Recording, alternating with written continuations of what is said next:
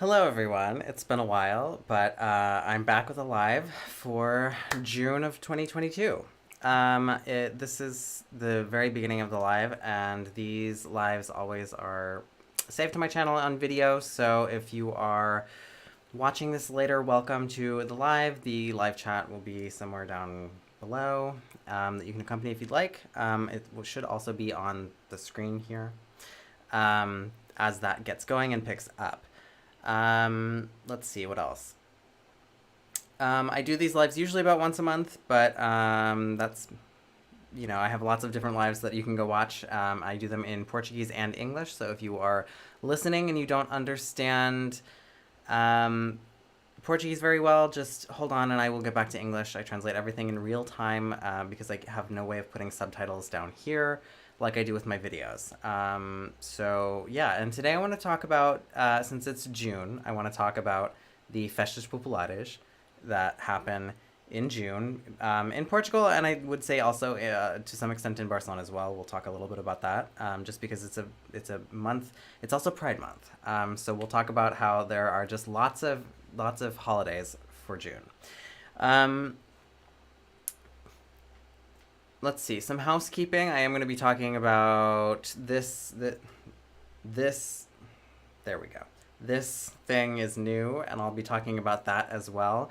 My new Buy Me a Coffee link, which should sort of address some things that I've gotten questions about in the lives before, in the chats before. And I'll also talk a little bit about the next video that I'm going to be posting, I would say tomorrow. So today is June 29th, and I anticipate posting that video tomorrow, June 30th, 2022. Yeah, so I think that's it. Welcome to those of you who are here. If there is nobody else here, then I'm going to keep going.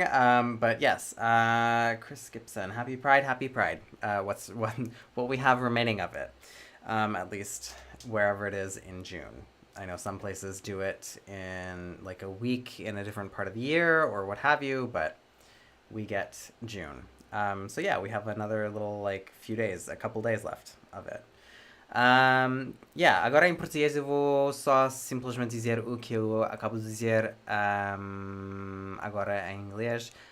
Primeiramente, bem-vindo para quem estiver a ver isto, tanto em direto como depois, pois as lives ficam publicadas em vídeo, depois ficam no canal. E pronto. Podem seguir o chat aqui do lado e também no YouTube, abaixo do vídeo, algo assim. Eu faço estas lives em inglês e português, eu faço tradução simultânea, basicamente, à medida do possível. Portanto, se não consegues seguir o inglês tão bem, é só esperar um pouco que eu traduzo depois para o português ou vice-versa. Dito isto, hoje vamos falar sobre as festas populares, contar algumas histórias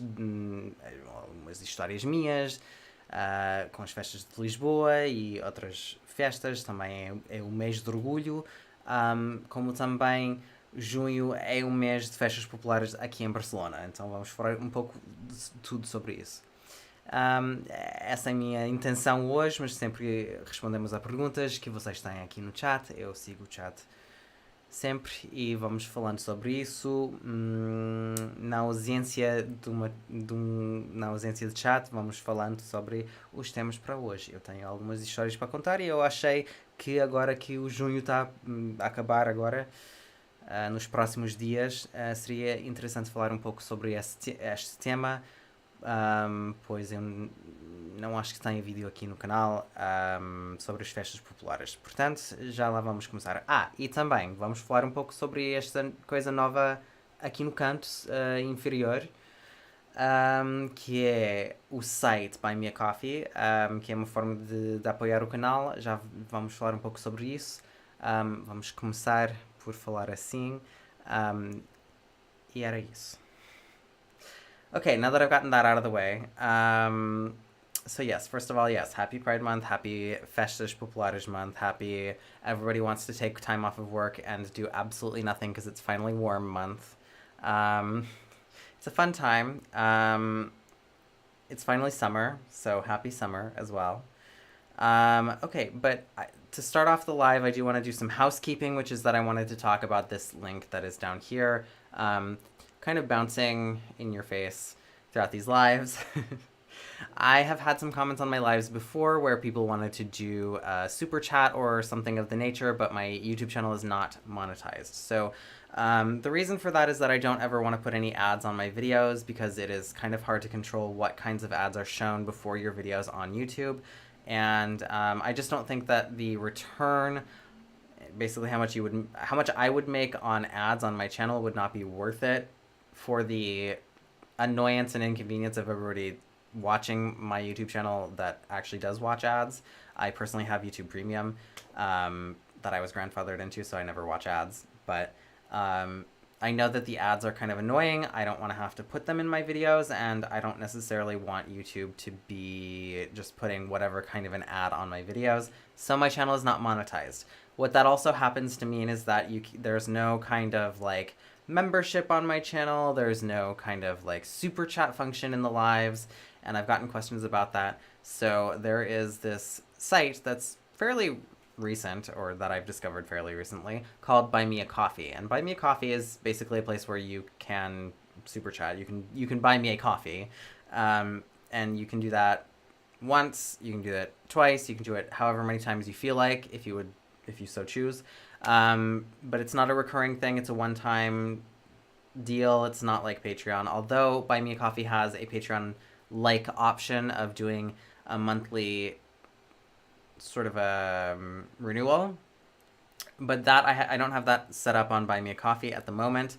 I have used Patreon on my channel. Technically, there are still links for it on my... Well, I don't know if I kept the links on my channel, but I do technically have a Patreon. I've just decided to kind of wind that down since I am not making videos quite as frequently as I was when I first set up the Patreon. But if there is interest, I can activate the monthly feature for that as well. Just all of you will have to let me know, quite simply. Yeah, so Buy Me a Coffee, basically, if you want to send me a tip, if you want to buy me a coffee, you can do so. Forgive me, I have not done my hair today. We are going as au natural as I am comfortable being on camera in today's live. Yeah, so yeah, Buy Me a Coffee is an option to send me a tip if you would like to. It is there to be convenient, and it is also there because who doesn't want to have 5 quick bucks here and there? Also, if you can hear background noises, there's like stuff going on in and around my building that I've tried to mask, but the sounds sometimes leak through. Okay, what other kind of housekeeping am I going to get into? Yeah, so the Patreon, I'm kind of winding down the Patreon. It still exists, but I'm going to be shifting toward Buy Me a Coffee. I think it's just easier and better, and I think that will be more convenient for more people. The link is obviously right here at buymeacoffee.com/Sashinka. Everything that I do, I try to have Sashinka. I haven't succeeded in keeping Sashinka just for myself everywhere, but where I can, I try to keep that. So you can find me on Instagram and Twitter and so on with that username. Okay, that being said, let's see, what else do I have? Let me think about this. Let me make sure that I posted about this on social media as well. I did. Okay.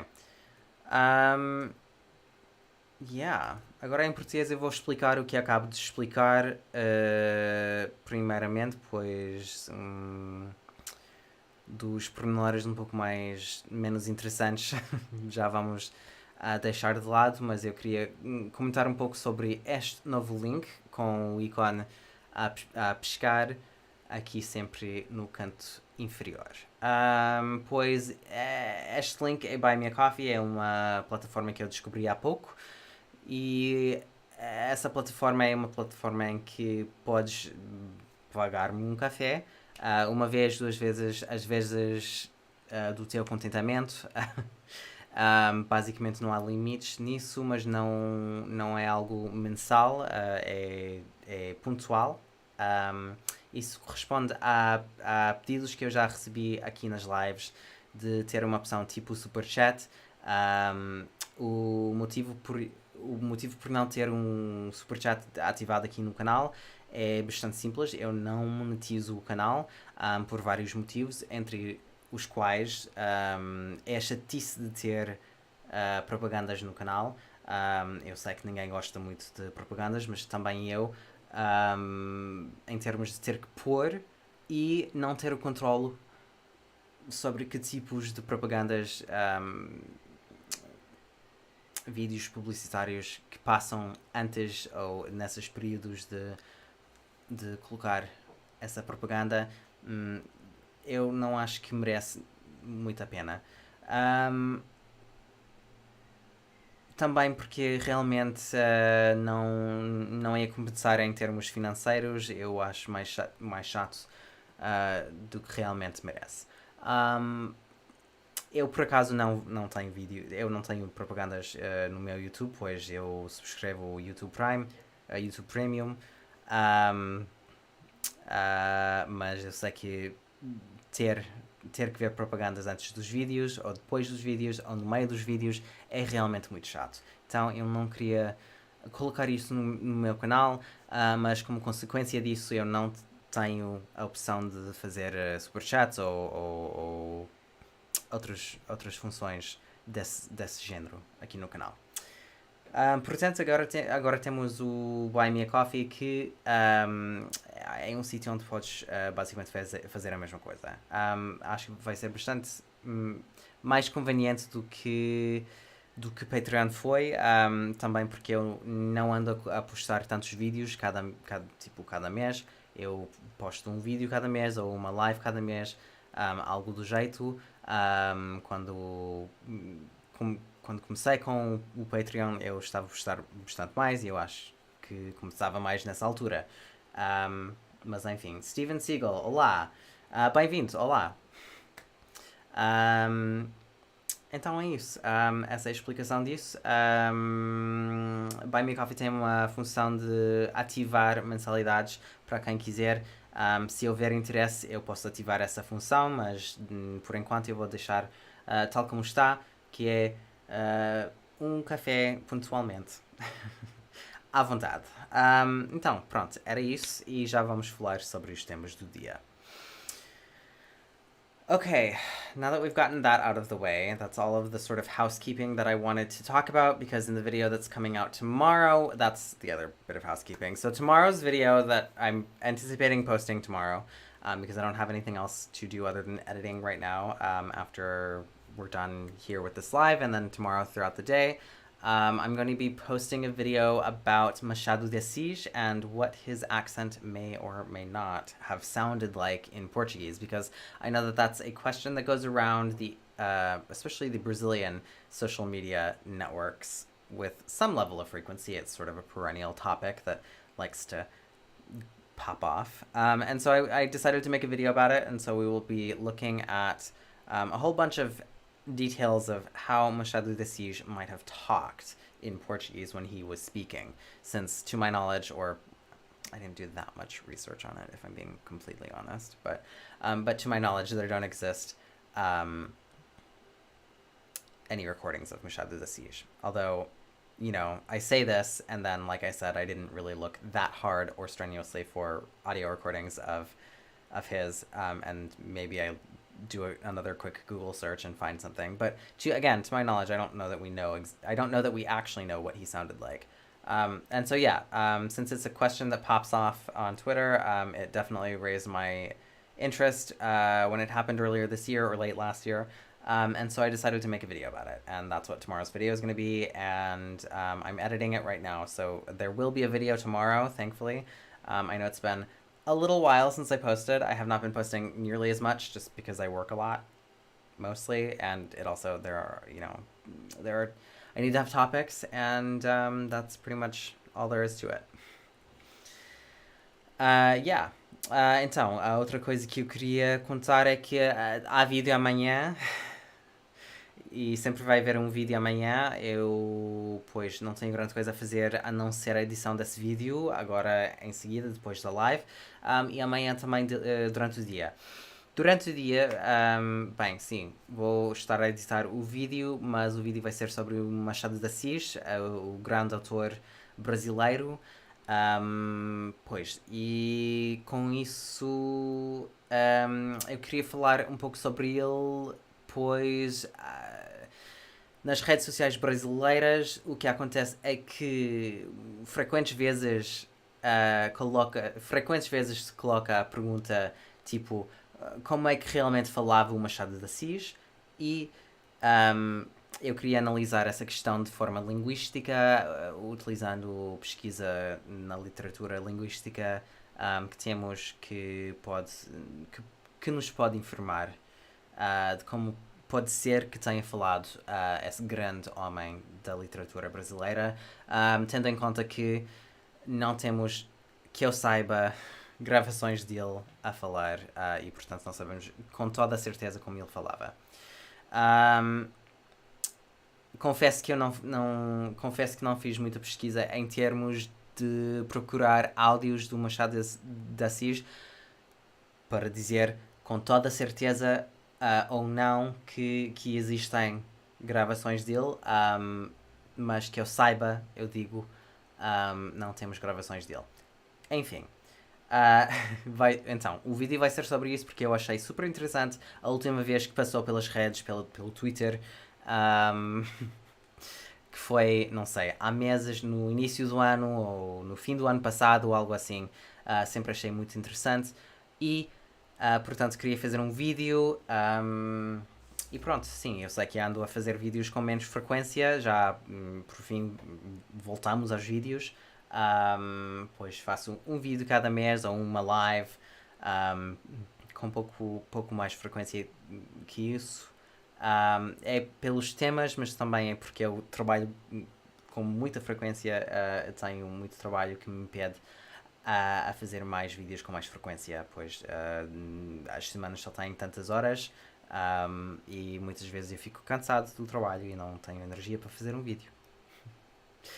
Mas isso é a vida adulta, infelizmente, e eu acho que é compreensível, acho que todos aqui conseguimos compreender. Mas enfim, não é uma desculpa, mas amanhã já voltamos com o vídeo. Tiago Sá, primeiramente, bem-vindo. Já esteve na França? Se sim, é verdade que eles não falam inglês. Na verdade, é um cenário misto. Em França, a minha experiência. Pois, primeiro tenho que dizer que eu falo francês. Eu falo francês bastante bem. Eu falo um francês fluente. Já falei. Bem, é uma coisa que nunca sai de mim. Desculpa. O meu francês nunca fica muito abaixo. Ou seja, eu não perco o francês, ainda que eu não use durante algum tempo. Só demora pouco tempo para que eu consiga falar francês como se não tivesse parado. E às vezes que eu já fui à França, eu também já falava um francês fluente e bom nessa altura, então eu nunca precisei muito do inglês em França. Mas para responder à pergunta se eles falam inglês ou não, falar inglês falam, não falam tanto. Muitas vezes é porque eles não têm confiança no nível de inglês ou porque simplesmente têm preguiça de falar inglês e acham que as pessoas deviam falar francês, que também é válido, é legítimo. Relativamente a outros países como, por exemplo, a Holanda, na Holanda falam muito mais inglês, mas os franceses falam ainda também comparado com Portugal, diria que os portugueses falam mais inglês do que os franceses, mas os franceses falam mais inglês do que os espanhóis, por exemplo. Vamos dizer assim. E nas zonas turísticas da França, pois falam mais inglês. É misto, é misto. Portanto, podemos dizer mais ou menos. Falam mais ou menos inglês. Mas o melhor é sempre falar em francês com eles. Muitas vezes, se só falas um pouco de francês, eles já vão mudar para o inglês para facilitar a vida. porque os franceses não são rudes como vai o estereótipo. Realmente os franceses querem acomodar as pessoas que um, visitam o país e têm curiosidade noutras culturas e tudo mais. Um, então é só fazer um mínimo de esforço e eles já começam a falar um inglês e ficam felizes de ter alguém que faz um pouco de esforço para respeitar a cultura francesa e tal. Que bacana poder ver você falar em português. Parabéns, mano. Muito obrigado. Bem-vindo à live, a Samuel Gomes. E também vou falar em inglês. Paulo Henrique Scavetti, boa tarde. Bem-vindo à live. Boa tarde.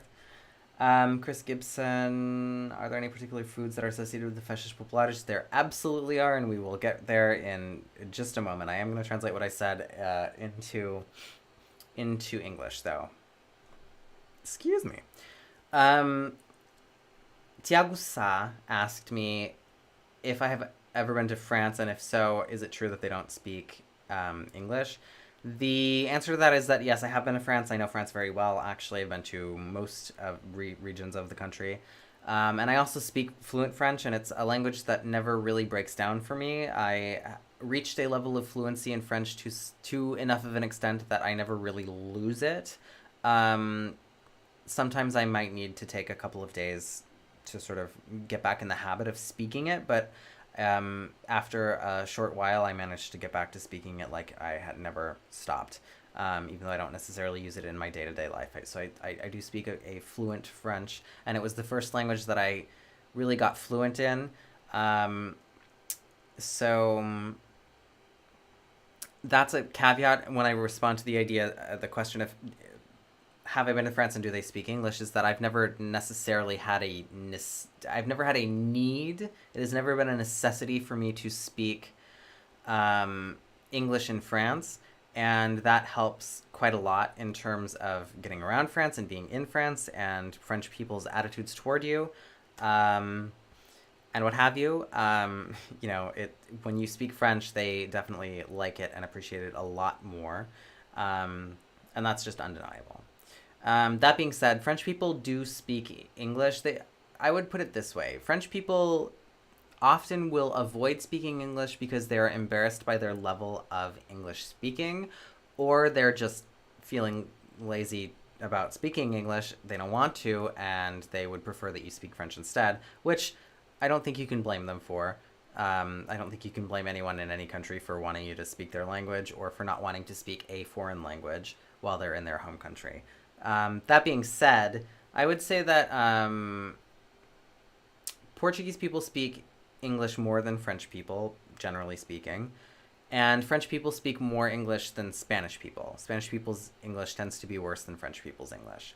To give you an example of a sort of sliding scale, where if you have like the Netherlands at the top, where almost everybody speaks pretty good English, and you have somewhere like Spain, somewhere near the bottom, where people speak very bad English outside of the most saturated tourist areas, France is sort of somewhere in the middle. So it's a mixed bag, but they do speak English to some extent. What else did I say about that? Yeah, that's it. Okay, and Samuel Gomes said it was pretty cool to hear me speaking in Portuguese, to which I say thank you, and welcome to everybody who has joined the live in the last few minutes. Chris asked about the foods. I will get to that. Okay, so that question is answered. And yes, I have been to France. I love France. I was going to move to France before I moved to Portugal, but Portugal changed everything about my life. É verdade também dizer que eu ia mudar-me para a França e de repente eu fui morar para Portugal e isso mudou o rumo da minha vida por completo. Abraço, Samuel Gomes. Let's see. Steven Siegel, what made you move to Portugal? Do I work there or does my income come from the United States? So a little bit of background for you, which I will happily explain in this live. I often do. I live in Barcelona now. I've lived in Barcelona for almost 8 years now, which seems kind of crazy to me. But I moved to Portugal in 2012 and spent a few years there. Originally, because I did a study abroad program when I was in undergrad. I was studying my undergraduate degree in things that are completely unrelated to Portuguese. And the study abroad program that I went on had basically a grant for it, and I was accepted almost automatically and immediately. And so with that, I was able to spend 6 months in Portugal guaranteed. And our program was very light on academic intensity, let's just say. So I had an extreme amount of free time. I didn't have to necessarily be in class all the time. And I was very young. I was 19 when I went. And so I started to have my formative moments of adulthood in Portugal. And I've never really lived as an adult in the United States, to be honest. And so the reason I ended up going back and staying was that I saw that it was a golden opportunity for me to continue my residence there by staying and learning Portuguese and taking classes. And I just decided to do that. And that's really what made me do that. I came to Barcelona later on just for financial reasons. Barcelona is it's a very wealthy city in comparison to Lisbon. It has a lot of the same comforts, although culturally speaking, I feel significantly more connected to Portuguese people and Portugal in general, which is why I focus on that on my channel and not anything sort of Spanish or Catalan related. So that's a little brief breakdown of that. But I work freelance, and so I make money in a bunch of different ways. My money comes from a bunch of different places as well. But my main sort of primary job that I do day in and day out is actually with an American company. So I happen to receive an income from the United States. You know, I do frequently work with doing things like translation with people in Portugal and Spain and Brazil. So it just all kind of depends. Ok, Steven Seagal perguntou uma coisa interessante, algo que já tenho explicado um pouco aqui no canal, mas eu vou explicar outra vez porque é interessante e merece responder aqui, que é sobre o meu percurso, a minha trajetória em Portugal, para esclarecer algumas coisas. Perguntou o que me fez mudar para Portugal e se eu trabalho em Portugal ou se tenho um salário dos Estados Unidos. Primeiramente, eu já não resido em Portugal, mudei-me de Lisboa para Barcelona há muito tempo, já moro em Barcelona há quase 8 anos, que é algo incrível para mim. Não consigo conceber de tanto tempo passado num sítio só. Mas enfim, eu fui para Portugal a primeira vez em 2012 para fazer um programa de intercâmbio que tive, que muito por acaso teve uma bolsa de estudos.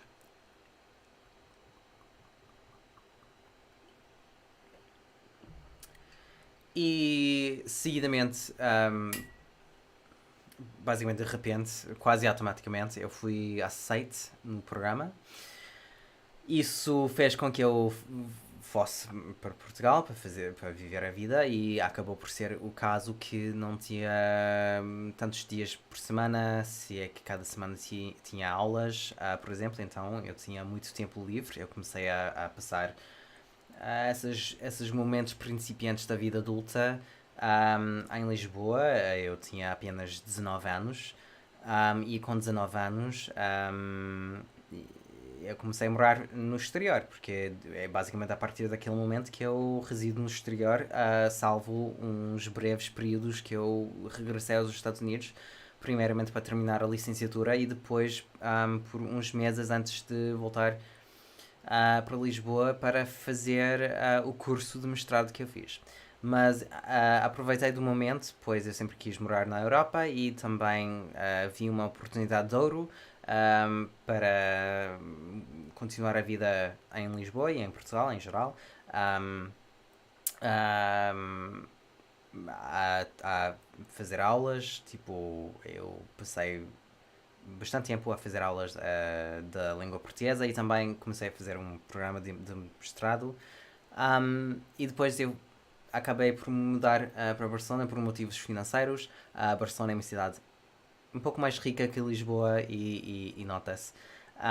Tem muitos pontos em comum em termos do clima, em termos dos confortos do dia a dia, da qualidade de vida, mas pessoalmente eu prefiro a cultura portuguesa, os portugueses enquanto povo e esse tipo de coisa.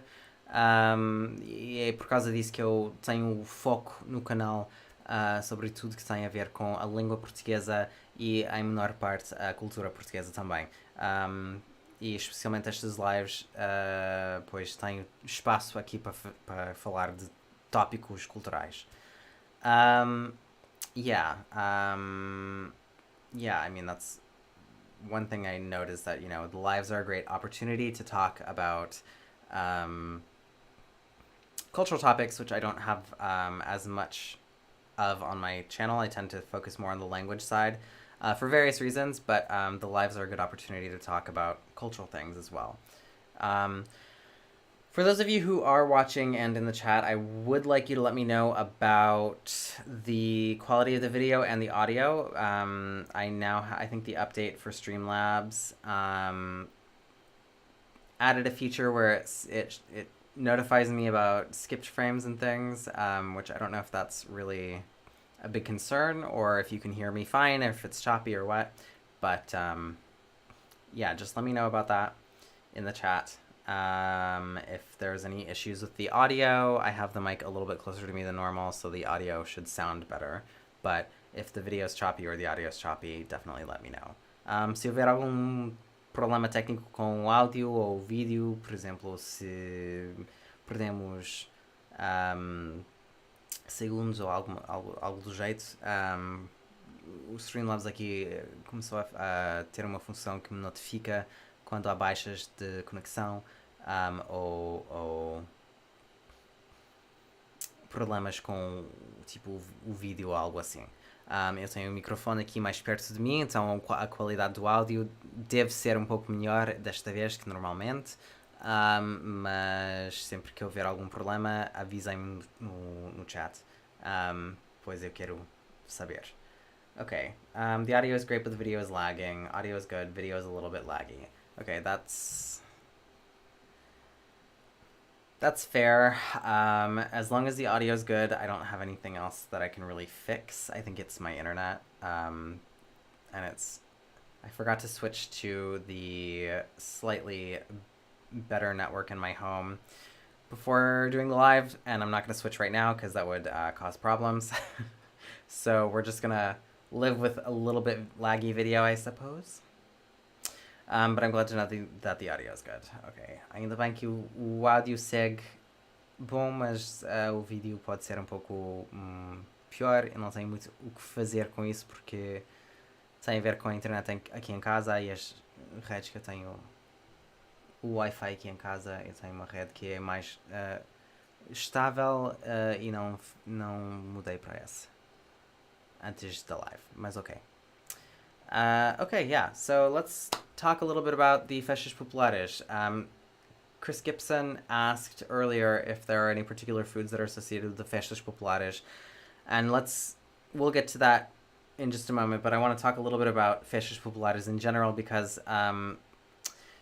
June seems to be kind of like the month where all of the sort of holidays where people are, especially in these Catholic countries, Portugal and Spain are let me just get my thoughts, step all the way back. Portugal and Spain are very heavily Catholic countries, so public holidays usually are based on Catholic, Jesus-y something or other. I am not, so all of those things mean nothing to me. But, people take a bank holiday and there are different celebrations for the different holidays, so you just go along with it. When you move somewhere, you just kind of go along with it. And I of course do the same thing, and so you just sort of follow along with what people are celebrating and how they're doing that. And the Festas Populares are no different. Even if you are not religious, it doesn't really matter because the public holidays are not really religious anymore. I mean, there are religious people, especially in Portugal, and to a lesser extent in Spain, who really do follow Saint whoever, and go to church and all of that. But I know very few. I know shockingly few, and not even shockingly. I just know starkly few people who actually follow along with that. And yeah, so June, for some reason or other, happens to be the month where there is a higher density or concentration of them. I'm not entirely sure why, but I think probably because it's the beginning of the summer, the weather is better here in the sort of Mediterranean latitude. Whatever. Um, yeah, Mediterranean latitudes in Europe. I think it's the summer, start of the summer, the weather is better. It's kind of any old excuse will do in order to get out on the street, have a good time, listen to some live music, have drinks and what's the word I'm looking for? And grilled food with friends, that sort of a thing. Have a go to the fair. In the United States, what we would have would be sort of the sort of equivalent of that would be like a county fair or something along those lines, like a county or city fair.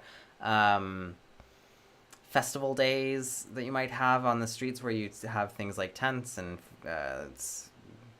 food trucks or whatever. In Portugal and Spain, Festas Populares are a lot like the fairs. They offer a lot of the same kinds of food, and a lot of the same kinds of amenities and attractions. So things like live music. There might be like carnival rides set up in places.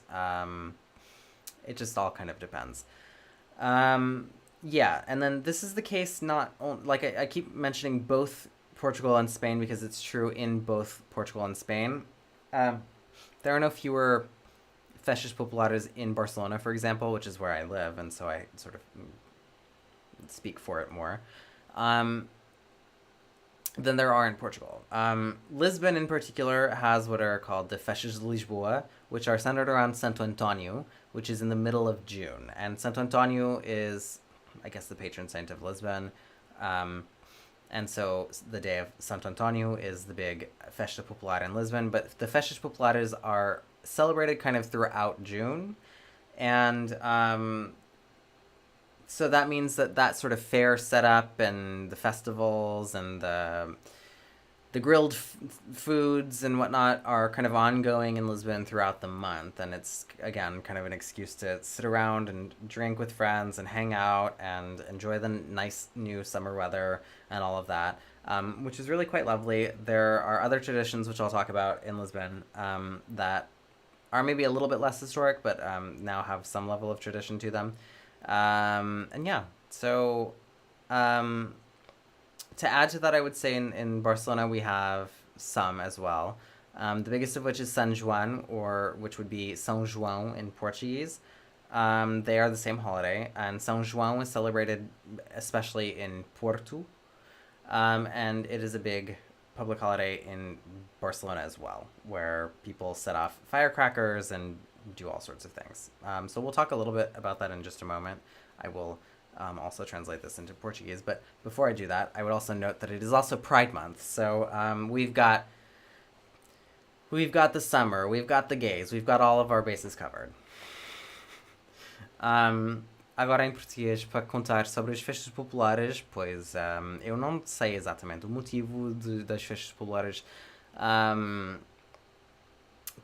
concentrarem-se aqui no mês de junho, mas eu suponho que tem alguma coisa a ver.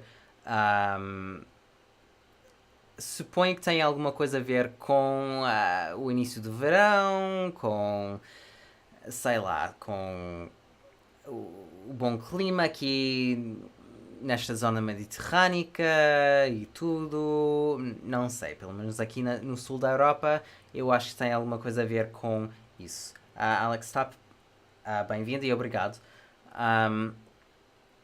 sim, mas acontece que em junho temos as festas populares concentram-se no mês de junho e em Lisboa, por exemplo, são as festas de Lisboa, que não só Santo António, um, e que eu saiba é o santo patronal de Lisboa, tem alguma coisa a ver com isso.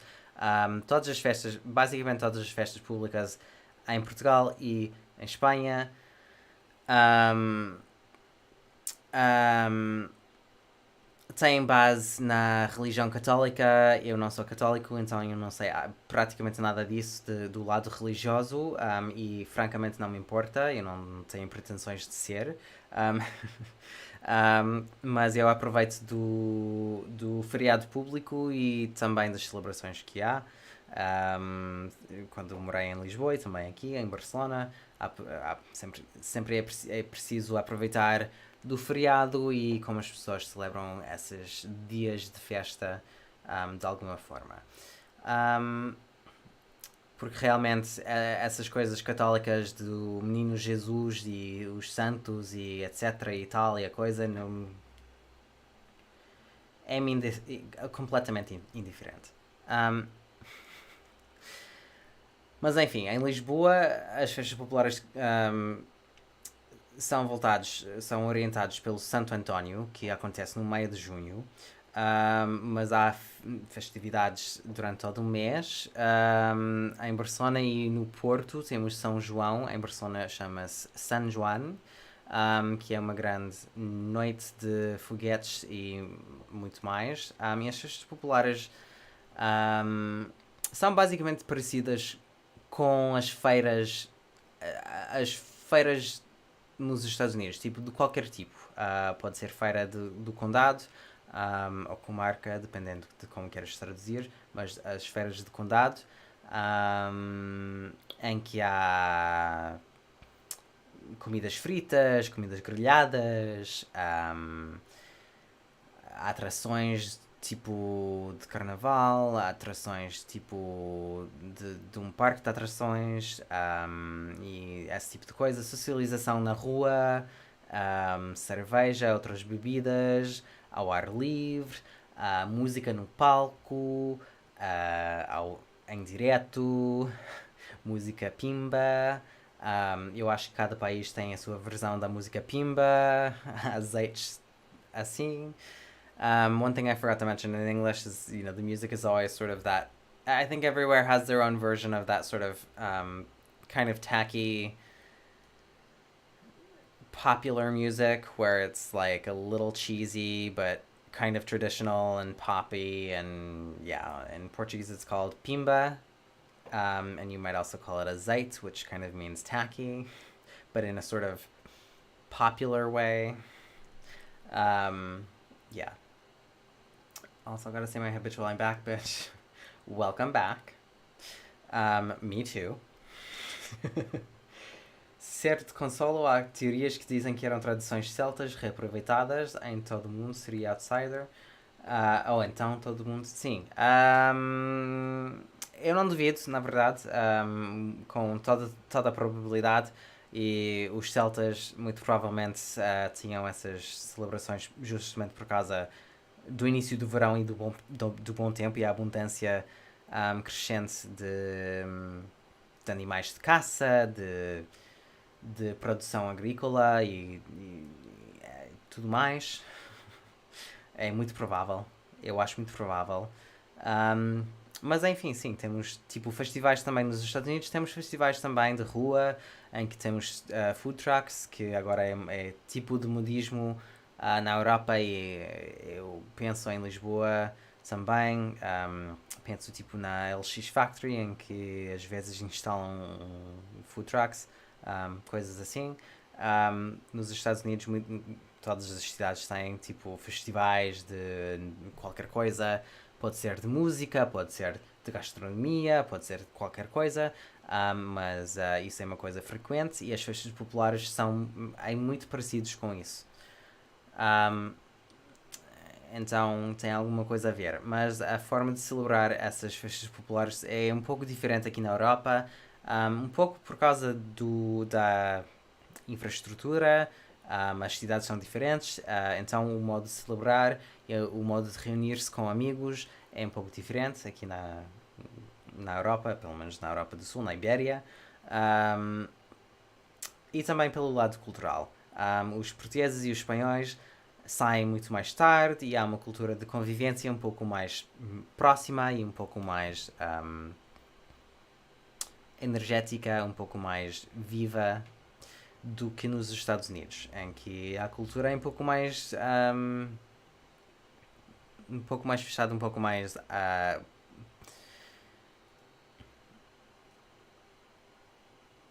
sonolenta. Okay, yeah. I would also say that, yeah, so basically the Festas Populares are very similar to things like fairs and whatnot, but I would say that there are cultural differences. Part of it is infrastructure differences, so like the culture of meeting up with people is different just because cities are built in a different way, and so the way that you get to and from, your festivities is different, and that changes how you celebrate them. But also for other cultural questions, Portugal and Spain have cultures where going out and partying or doing things is a much later affair than in the United States. I would say that the culture of going out in both Spain and Portugal is something that is a lot more vivacious, and goes more all night, than the United States, where the United States is a little bit more a little bit more boring in some ways. A little bit sleepier in the sense that I would say that the night ends in the United States earlier than it does than for sure than it does in Spain and Portugal, where in Spain and Portugal, being out all night until early hours of the morning is very normal. In the United States, it's very normal to only go out until maybe 1 or 2 in the morning, and then that's considered quite late. So even with things like Festas Populares, a lot of the times, people will be out all night, truly all night. In the United States, that's not so normal, and that's a big cultural difference, I would say, as well. For me, that's something that I didn't necessarily have to adjust to. It wasn't too hard for me to adjust to, simply because when I first moved to Portugal, I was 19. And being 19, going out and partying all night and being out until the crack of dawn, literally, is not crazy. So for me, going out clubbing until 7 o'clock in the morning when it's last call and the lights go on, if you're 19, that's not so crazy. I think now that I'm 30, I wouldn't necessarily do that. But, at that time, it wasn't that, it was just sort of like, okay, let's do it. Para começar, essa diferença cultural também para mim não teve grandes dificuldades em termos da adaptação, pois eu tinha 19 anos e com 19 anos é muito mais fácil ficar a noite toda até a madrugada, tipo até o crescer do sol, o amanhecer, pois para quem tenha 19 anos e quer festa, ir para a discoteca e ficar até às 7, até as luzes ficarem acesas e todo mundo ter que ir embora, pois não é tão radical assim.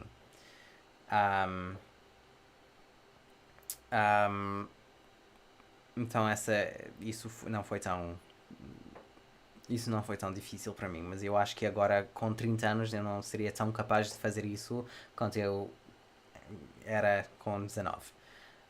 In the US, it's pretty normal to be out all night in the cities on the weekends, especially New York, LA, and Chicago. Yes and no. I mean, it's like places are not open that late in the US. I mean, I think in most places, stuff is not actually really open. I mean, there's kind of the culture of like after parties where people will go and still hang out until the early hours of the morning, but like it's also extremely normal to just go to the bar and go home at like 2, or whatever, or even earlier than that, I would say. And clubs close a lot earlier. Like people go to the club a lot earlier, and the clubs wrap up a lot earlier in the US as well. But yeah, I mean, for sure, you know, for sure there is to some extent that sort of all night thing. I mean, I think that's kind of an inherent feature of nightlife, but I think it's a lot more. I think the lateness is a lot more normalized in Iberia, in just a sort of a different way than it is in the United States. A pergunta que foi super válida foi que nos Estados Unidos não seria bastante normal ficar a noite toda também, nomeadamente nas cidades tipo Nova York, Los Angeles e Chicago. Um, e a isso eu diria que a cultura de ter afters é um pouco mais proeminente nos Estados Unidos, pois os bares e as discotecas fecham mais cedo. Tipo, o mais normal nos Estados Unidos é tipo ir mais cedo e também ir para casa mais cedo, até porque não, os bares e tudo mais não ficam abertos até tantas horas quanto aqui na Ibéria, em muitos casos, nem sempre. Depende sempre da cidade, do local. Mas, por exemplo, boa parte dos sítios nos Estados Unidos, que eu saiba, fecha tipo às 2 da manhã, e ficar até às 2 da manhã pode ser até cansativo, mas é super. Então, por tão natural que seja ficar e ir para um after, que eu acho que é super normal, eu acho que a vida noturna é um pouco assim em todo o mundo, mas a cultura de ficar até a madrugada e ficar muito tarde é um pouco mais instalada e normalizada, e de forma diferente também na Ibéria, pois nos Estados Unidos também é super normal.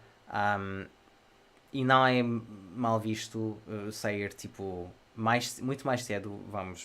Nos Estados Unidos vamos muito mais cedo para a discoteca e também saímos da discoteca muito mais cedo. Mas se alguém quiser só ir para o bar e não seguir para a discoteca e ir para casa à meia-noite, também não é estranho. Enquanto a noite, sobretudo fora de casa, começa em Portugal e Espanha mais pela meia-noite. É um pouco diferente, eu diria. As horas são simplesmente mais tardias aqui na Ibéria. West Hollywood just permitted bars to stay up until 4 a.m. like last week. I mean, I think that's a great example. Up until now, they really weren't open until they weren't really open that late. um, and that's West Hollywood, which is Party Central, you know, and that's in the middle of the sort of LA nucleus, known for its bars and nightlife. I think that's a really great example. But yeah, I mean, I to some extent, it is normal, obviously, that you would have nightlife that would last until the dawn. That's for sure. I just think that it's significantly more normalized in Iberia, and to the extent that it is later. Because as I was saying in Portuguese, it is also the hours are just different too.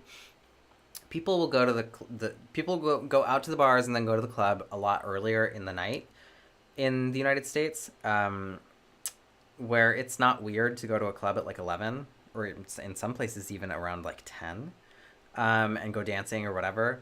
But in Portugal and Spain, it is super weird to start going out like earlier than 11 or midnight. You don't really get your night started until then or a little after. People are usually having dinner on nights out. On nights out, people are usually having dinner late. So they're having dinner at 9 or 10 o'clock. I mean, in Spain, people have dinner at 9 or 10 o'clock anyway. But in Portugal, it's not. It's very normal to have dinner at like 9 or 10 o'clock before going out. That's just water in my green IKEA water bottle.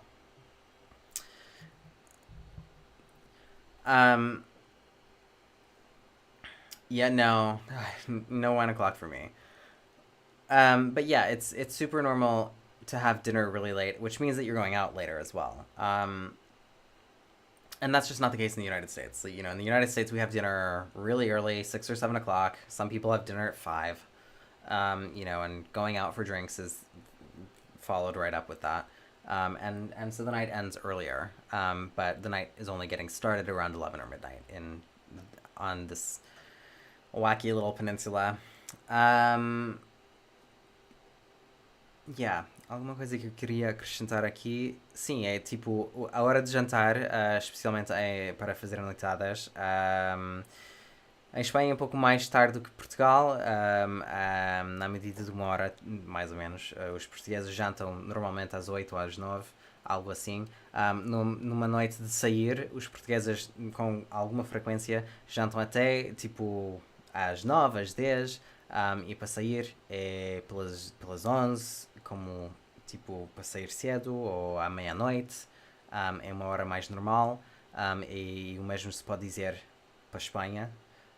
Sair é às 11, meia-noite, por aí, quando se começa a sair para o bar, sair para a discoteca, o que quer que seja. As pessoas saem muito mais tarde na Península Ibérica do que os Estados Unidos. Someone in my neighborhood has dinner at 4:30. 4:30 is way, way too early for dinner. Pois os americanos muitas vezes jantam às 5 ou 6. Bem, sim, 6 ou 7 da tarde. E como muito cedo às 5, há muita gente que janta às 5, que para os ibéricos é muito cedo. É muito cedo. Isso é a hora de fazer um lanche. E o Alex tem alguém no bairro que janta às 4:30 da tarde. Que também é a hora do lanche. Dizer que se janta a essa hora, isso para mim não é jantar. É altamente estranho jantar às 4:30. Yeah, I would say that like 4:30 is when people have a snack in Iberia. In Spain and Portugal, 4:30 is the hour for a snack. That is 4:30. In fact, is sometimes when I myself am having lunch. Based on my Spanish time, that I live in. Yeah. I think the measure passed for Oakland, San Francisco, West Hollywood, Palm Springs, and 3 more cities to pilot being open until 4 a.m. Many bars in LA at 10 p.m. or 11 p.m. O Chris Gibson acaba de dizer que a medida foi proposta em tipo uma medida piloto para várias cidades na Califórnia, mas é frequente haver bares em Los Angeles, por exemplo, que fecham às 10 da noite. Muitos bares em Portugal e Espanha não abrem até às 10 da noite. Café da tarde, exatamente, café da tarde, sim. Yeah, a lot of bars don't even open until 10 o'clock in Portugal and Spain, depending on where you are. If you're trying to go to a bar.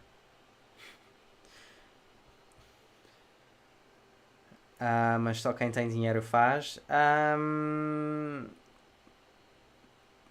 Não sei.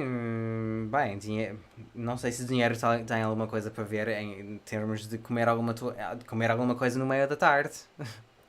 Café da tarde. Não tem que ser uma refeição tão completa. Pode até ser tipo um pequeno lanche, mas eu diria tipo lanche, uma coisa pequena entre refeições. Tipo, porque quando pensamos em comer, temos uma refeição aqui em Espanha. Desculpa.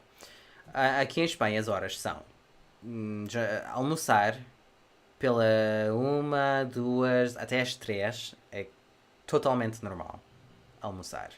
Depois jantamos às 8, 9, 10 da noite. Então temos até 8, 9 horas entre refeições. São muitas horas, então muita gente come alguma coisa entre refeições e isso acontece lá no meio. Lá pelas 4, 5, 6, algo do jeito. Mas não tem que ser estritamente uma refeição. Eu acho que os riquinhos que fazem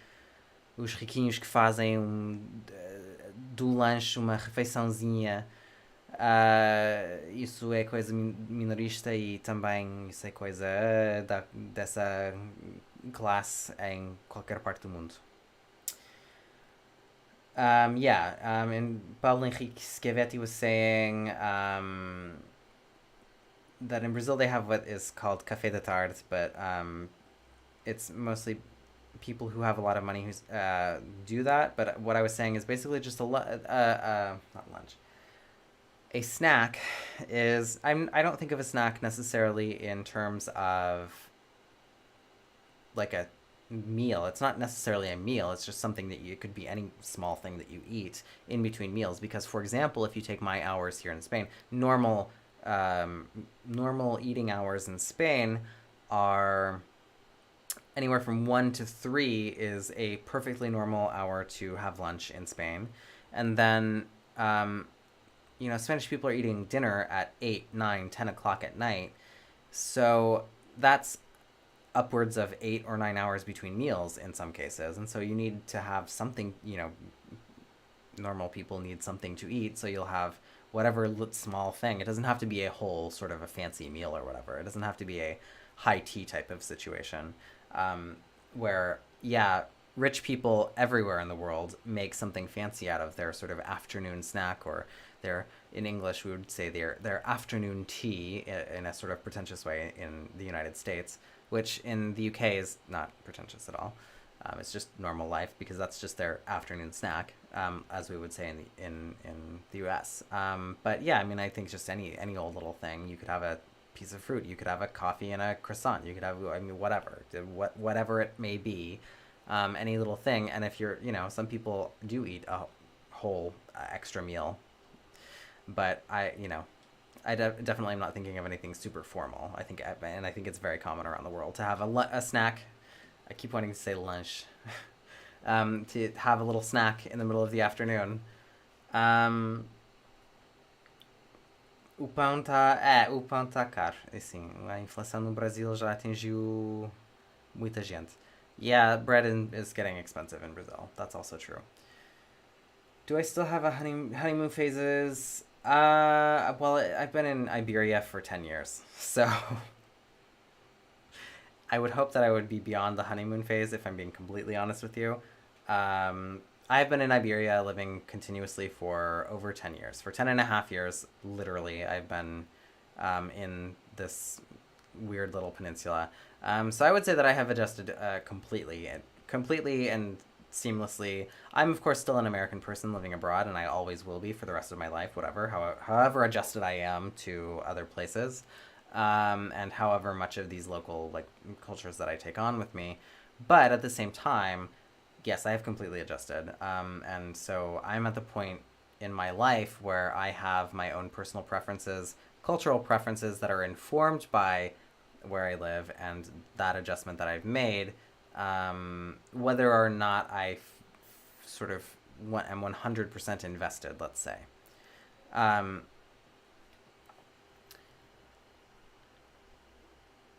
Yeah, so that's how I would put that, really. The honeymoon phase, I mean, I think life just kind of in general works in such a way that sometimes things are easier and more fun, and sometimes things are harder and less fun. And that's never more true than when you're living in a country that isn't the country you were raised in. And that that you were used to in that sort of a way. But also my entire adult life has been lived in Iberia. So I don't really know an adult life outside of Iberia. I've never been an adult living and doing adult things in the United States. So there's also that factor to take into consideration. So I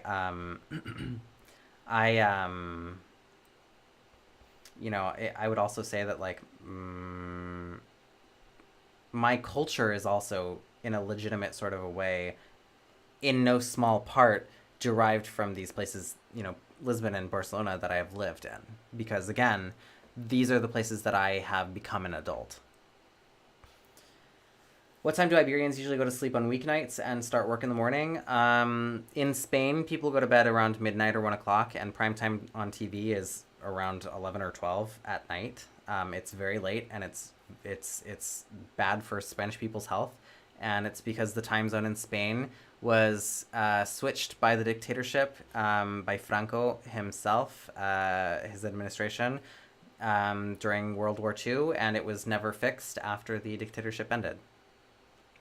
Portugal is basically an hour behind that because Portugal is on the correct time zone. So Portuguese people will often go to bed. I mean, Portuguese people will go to bed, 11 o'clock is pretty normal. 11, 12 o'clock is pretty normal. Some people go to bed around 10, depends. And then people go to work around 7 or 8 in the morning. In Spain, it's pretty normal to go to work around 8. And Spanish people don't get that much sleep. I mean, if we're being really honest. Um, but, you know, Spanish breakfast also works in such a way that you only eat a small little thing, like a piece of fruit or something with a cup of coffee first thing in the morning, and then you have a quote unquote second breakfast in the middle of the morning. So around 10 or 11 o'clock, you have a more proper breakfast of like a sandwich or like a croissant or something a little bit more substantial than just like the tiniest of little things to nibble on as you're getting out the door in the morning. Ok, eu vou traduzir tudo isso para português. O Alex perguntou se eu continuo com fases de tipo lua de mel, por assim dizer, em Espanha e Portugal, ou se eu já estou completamente acostumado com a vida na Ibéria. E eu respondo a isso com o simples facto de eu estar aqui há mais de 10 anos. Então é de esperar que eu já tenha passado. É de esperar que eu já tenha passado a fase da lua de mel, entre aspas. Pelo simples facto de ser muito tempo. Mas é natural também ter a ótica de ser um pouco mais fácil.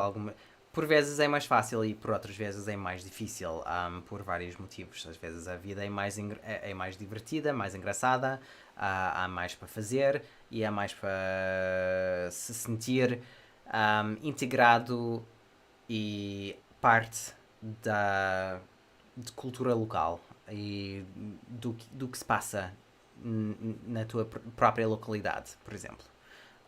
E há outras vezes em que te sentes mais de fora.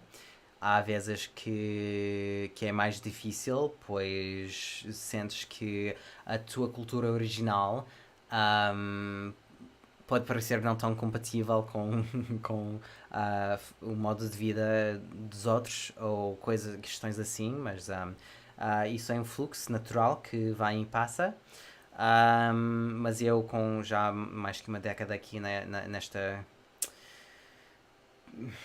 Península Maluquinha, pois eu já estou mais do que acostumado, já estou mais do que aculturado a estas duas culturas de Lisboa e Barcelona.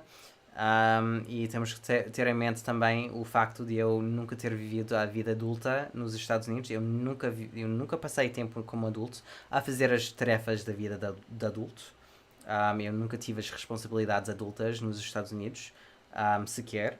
A minha vida adulta é completamente passada aqui na Ibéria, entre Lisboa e Barcelona, e portanto, de forma significativa, tenho passado a adquirir uma cultura própria enquanto adulto, que tem parte da base nessas duas culturas. Essas duas culturas fazem parte de mim enquanto adulto tão legítima quanto o meu crescimento americano, por exemplo.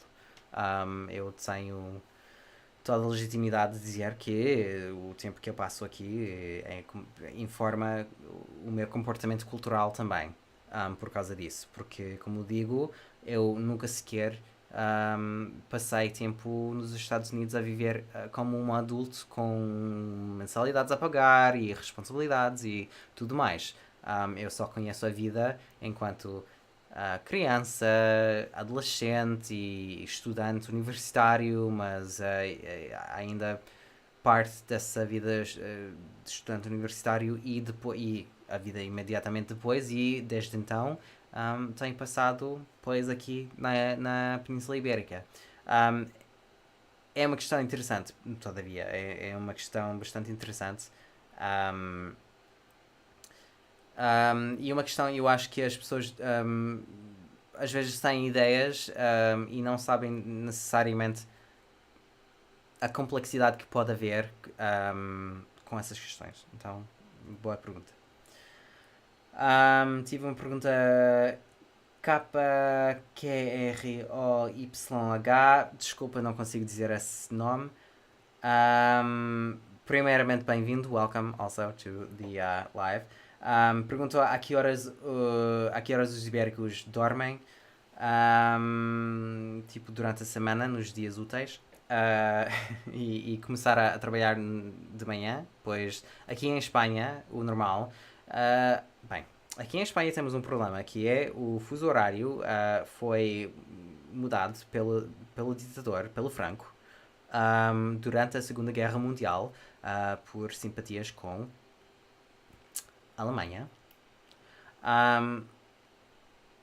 E isso nunca foi corrigido depois da ditadura. Então, a Espanha fica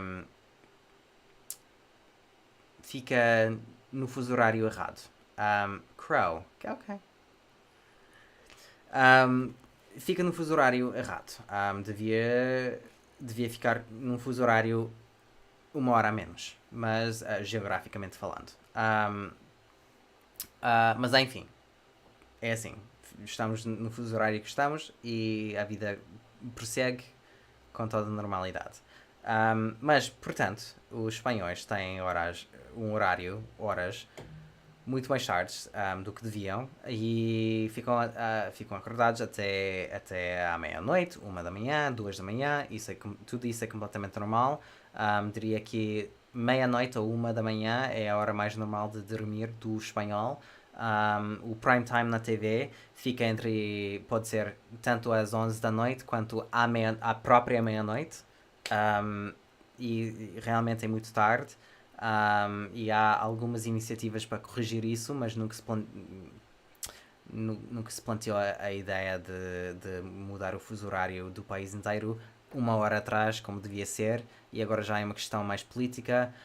O turismo das longas noites, as longas noites de verão já se instalou aqui, e seria um pouco complicado, até porque a Espanha é um território grande o suficiente que a diferença no dia natural entre uma parte mais ocidental e uma parte mais oriental é bastante diferente. Então, aqui em Espanha é uma questão bastante complicada, que não agrada a ninguém. Ninguém fica completamente satisfeito com essa questão. E é também uma questão perene. Is siesta culture still common, like going home in the afternoon and then going back to work? Not really. Siesta culture in cities in Spain is pretty much dead. Some shops, even in big cities, still do have siesta hours, which frankly is really annoying. But in terms of work, no. I mean, Spain has a modern workday, and Spanish people usually have an hour off that they take for lunch. Like I said, around 1. Taking an hour for lunch at 1, 2, or 3 is completely normal anytime between then. But they get an hour off and they don't do siesta. There's not really a need to in Spanish cities, and I mean, we're in the modern world, so it's just a shifting of times. But in some more rural areas or some smaller towns and in the south of Spain where it's very hot in some places, they might do it for those reasons. Although air conditioning is also very normal as well here. So no, not really. The siesta is kind of more just a cultural relic than it is a completely real thing. Yeah. And siestas in Portugal are not really a thing either. Yeah, the Portuguese don't really do siesta. That's not really a thing. Although in Portuguese the word is sexta. If you want to say a nap, you could say that dormiste pouco ou dormiste uma siesta ou algo assim. But yeah, the Portuguese, there's not really that much of the culture of the siesta in Portugal, and the business hours being closed in the mid-afternoon like that in Portugal is also not necessarily that common.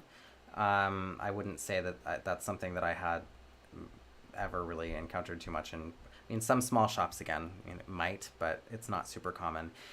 That being said, the hours that in the afternoon that businesses will close are usually from like 2 to 5. So businesses that do siesta hours in Spain will usually close from about 2 to 5 or somewhere around there, give or take an hour, half an hour, whatever. Yeah. So that's how the siesta works. It's basically sort of just a cultural. It's it's not really a thing, but it exists in the cultural conscience, and it's you know a relic, but it's not really a practiced thing. Crow perguntou também se a cultura da siesta ainda é comum, tipo, para ir de volta para casa durante a tarde e depois voltar ao trabalho mais tarde, quando estiver um pouco menos quente. A cultura da siesta aqui em Espanha realmente já não existe tanto.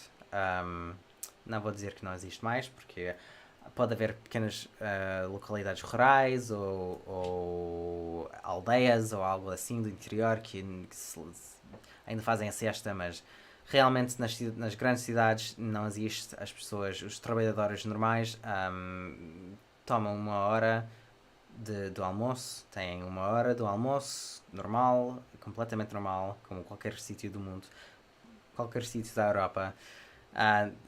Eu sei que nos Estados Unidos não é tão comum ter uma hora inteira, mas aqui na Europa uma hora é o normal. E os espanhóis também têm uma hora e podem tirar a hora tipo a uma, duas, três e qualquer hora assim entre essas é totalmente normal de tirar uma hora de almoço. Agora a grande maioria de negócios também não fazem horários da siesta. Muitas vezes os negócios mais tradicionalistas, regionalistas ou os pequenos negócios fecham durante essas horas, e essas horas seriam tipo entre as 2 e as 5 da tarde, mais ou menos uma hora ou meia hora. Mas também isso já não é tão comum e é menos conveniente para praticamente todos fazer esse tipo de horário, embora exista também sim hoje em dia em muitos sítios. Isso sim é comum, mas fazer a siesta propriamente dita, especialmente no mundo do negócio ou no mundo do business, já não não é um vestígio cultural que já não existe tanto, especialmente nas cidades isso não se pratica.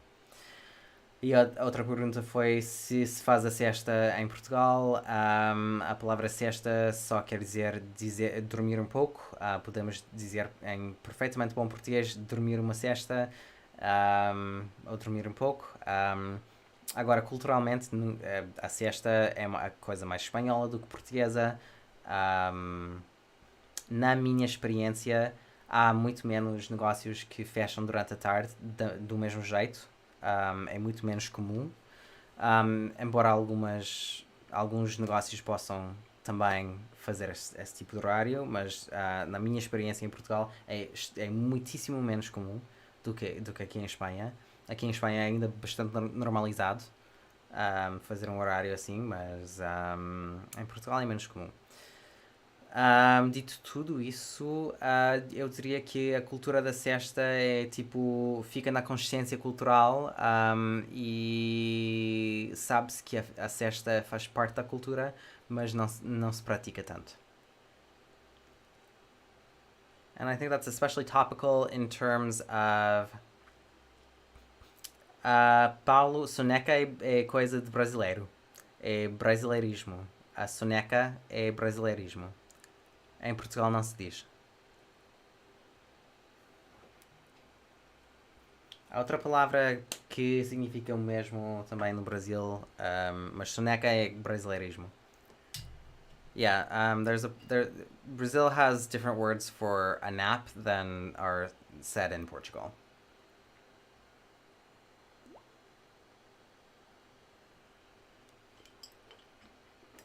Which I think is quite relevant to talking about June and it getting warmer in the summer, especially in recent years when it's gotten significantly warmer than it traditionally is in these months. I'm not going to sit here talking about. I'm not going to sit here talking about the weather, but it's definitely hotter than it it's definitely hotter than it traditionally was, and I think that has an impact on people's desire to nap in the afternoons. But really, what that means is just that people are, using air conditioning. Um, Também eu ia dizer, a necessidade de dormir na tarde também já não existe tanto mais, um pouco mais para o sul da Espanha, onde faz mais calor. Yeah, cochilo is the Brazilian word, but cochilo is a Brazilian term. It's not something that you hear Portuguese people say. Sim, cochilo é brasileirismo também. Os portugueses não dizem cochilo.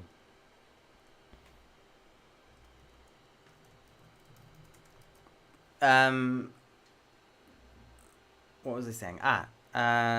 No sul de Espanha também faz muito mais calor. Se houver alguma região em que se dorme uma cestinha na tarde, ou em que faz mais sentido ter a necessidade de fazer isso, pois seria lá. Mas Espanha é um país moderno e rico também. E Espanha tem ar-condicionado.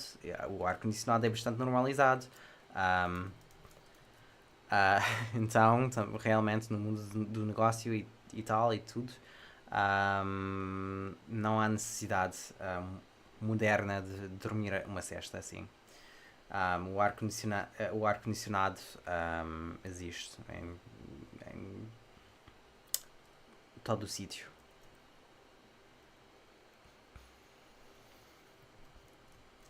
Yeah, I guess you might hear soneca in Portugal to some extent, but it's not something that I don't know if. Yeah, I mean, it might not. Soneca might not be. I know cochilo is for sure a Brazilian thing. Soneca might be universal, but I certainly don't hear my Portuguese friends saying it with any frequency. So it's certainly something that is more said in Brazil, regardless, and that I hold to. Yeah, cochilo is completely Brazilian, though. Cochilo means nothing in Portugal. I think soneca is more inherently understandable just because it comes from the term sono. Yeah, eu não tenho. Para ser honesto, não tenho toda a certeza que soneca não seria mais ou menos universal, mas eu tenho. Aquilo que eu tenho certeza é que soneca é uma palavra mais dita pelos brasileiros. Eu, por exemplo, nos meus círculos portugueses não tendo a ouvir essa palavra com tanta frequência, embora alguns possam dizer a palavra, mas tenho toda a certeza do mundo que cochilo, sim, é uma palavra brasileira e é de certo um brasileirismo. Mas sim, a palavra soneca... se é que há portugueses que dizem soneca, pois não são tantos como no Brasil. Mas pode ser, eu não tenho tanta certeza, eu teria que pesquisar, eu teria que procurar para ver. Enfim, mas é isso. Yeah, I forget about the differences despite learning European Portuguese. Brazilian words still managed. Okay, that's something that we can talk about real briefly before we get back to the Festas Populares. I never did answer Chris Gibson's question about the food in the Festas Populares, to which I say, Chris, if you are still watching, I apologize, but we will get there. But something interesting about, I have a similar experience. I mean, I would say that I had to be very deliberate in terms of learning Portuguese. For a while, okay. Let's take a step back so that I can regroup. I obviously learned Portuguese in Lisbon, and my Portuguese in Lisbon is obviously European Portuguese. That being said, I know a lot of Brazilians, and the people who you talk to are going, will automatically have an influence on the way that you speak. And so when I was learning Portuguese initially, of course I knew a lot of Brazilians because, Brazilians are a little bit easier to make immediate friends with than Portuguese people. Portuguese people make great friends, but they're a little bit more reserved. And so I met a lot of Brazilian people very quickly, and had to more slowly over time meet Portuguese people. Um, um, and so me trying to talk in Portuguese as I was learning, even though I was learning European Portuguese, I definitely had the effect of learning a fair amount of Brazilian expressions without necessarily realizing it, and having to make an effort to separate the two, and sort of course correct so that my Portuguese friends would stop telling me that I was speaking Portuguese wrong. Um, but yes, that is definitely something where I think that your social setting is going to dictate how you talk, even if you're using one dialect or variety as your basis. It's definitely possible that vocabulary and other things will kind of creep into how you talk if you talk to people who speak another variety with a lot of frequency. Um, and that's a natural part of learning. A lot of people who learn English also mix up. A lot of people who learn American English will still say British words, even though that doesn't really make sense in that context. It's a very normal thing. When you get to higher levels of fluency is where you would be expected to differentiate a lot with a lot more sort of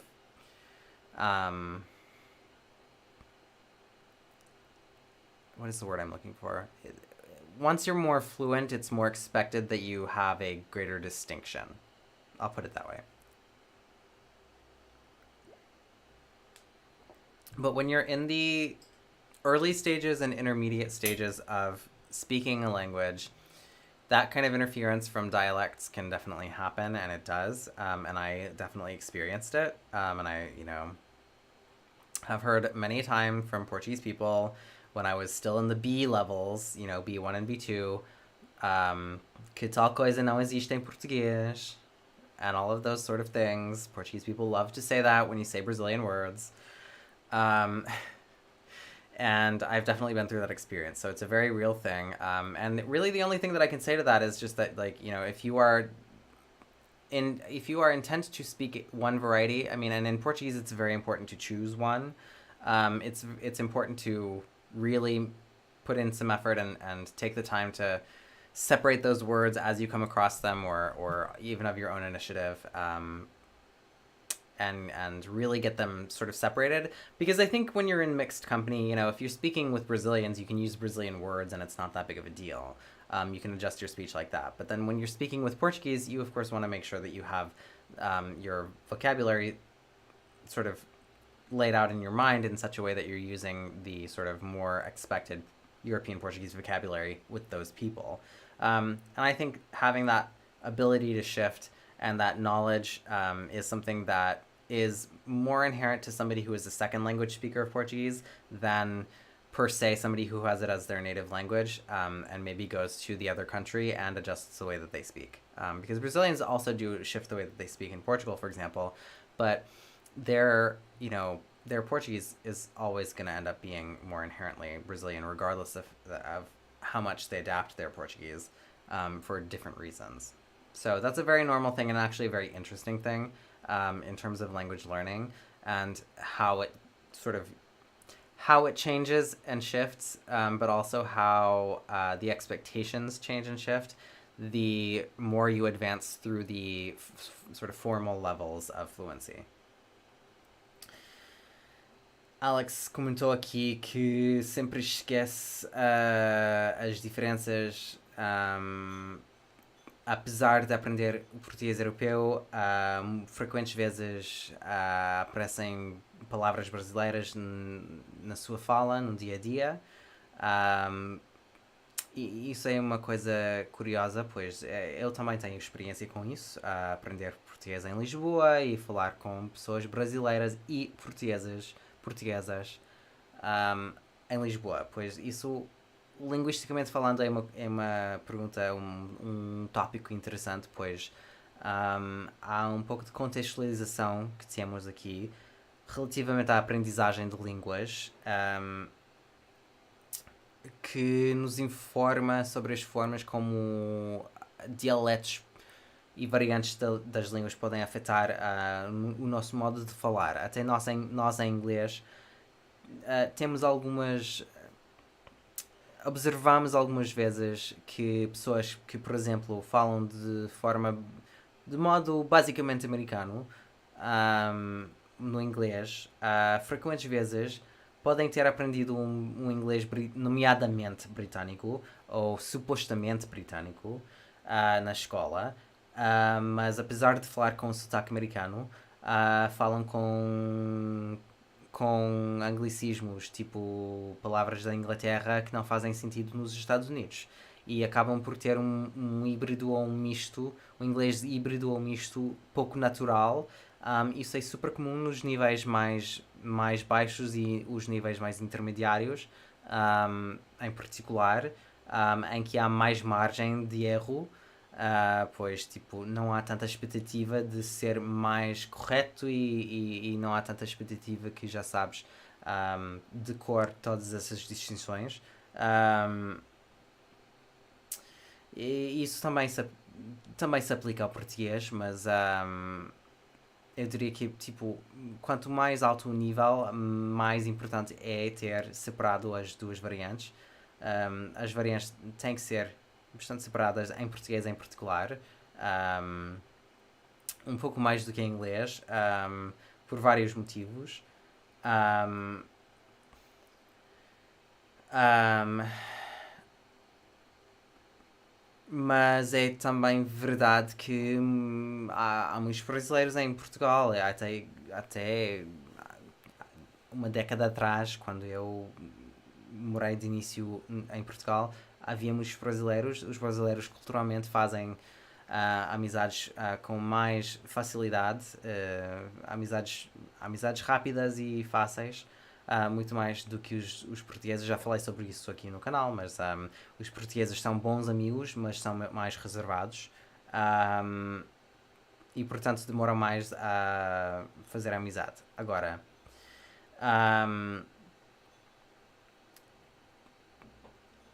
Crow, I would definitely say that your second comment hits the nail on the head. Very few, very seldom, if very, very, very seldom, and probably only the times where it might pop up into sensationalized media headlines are when those sort of things are happening in Portugal.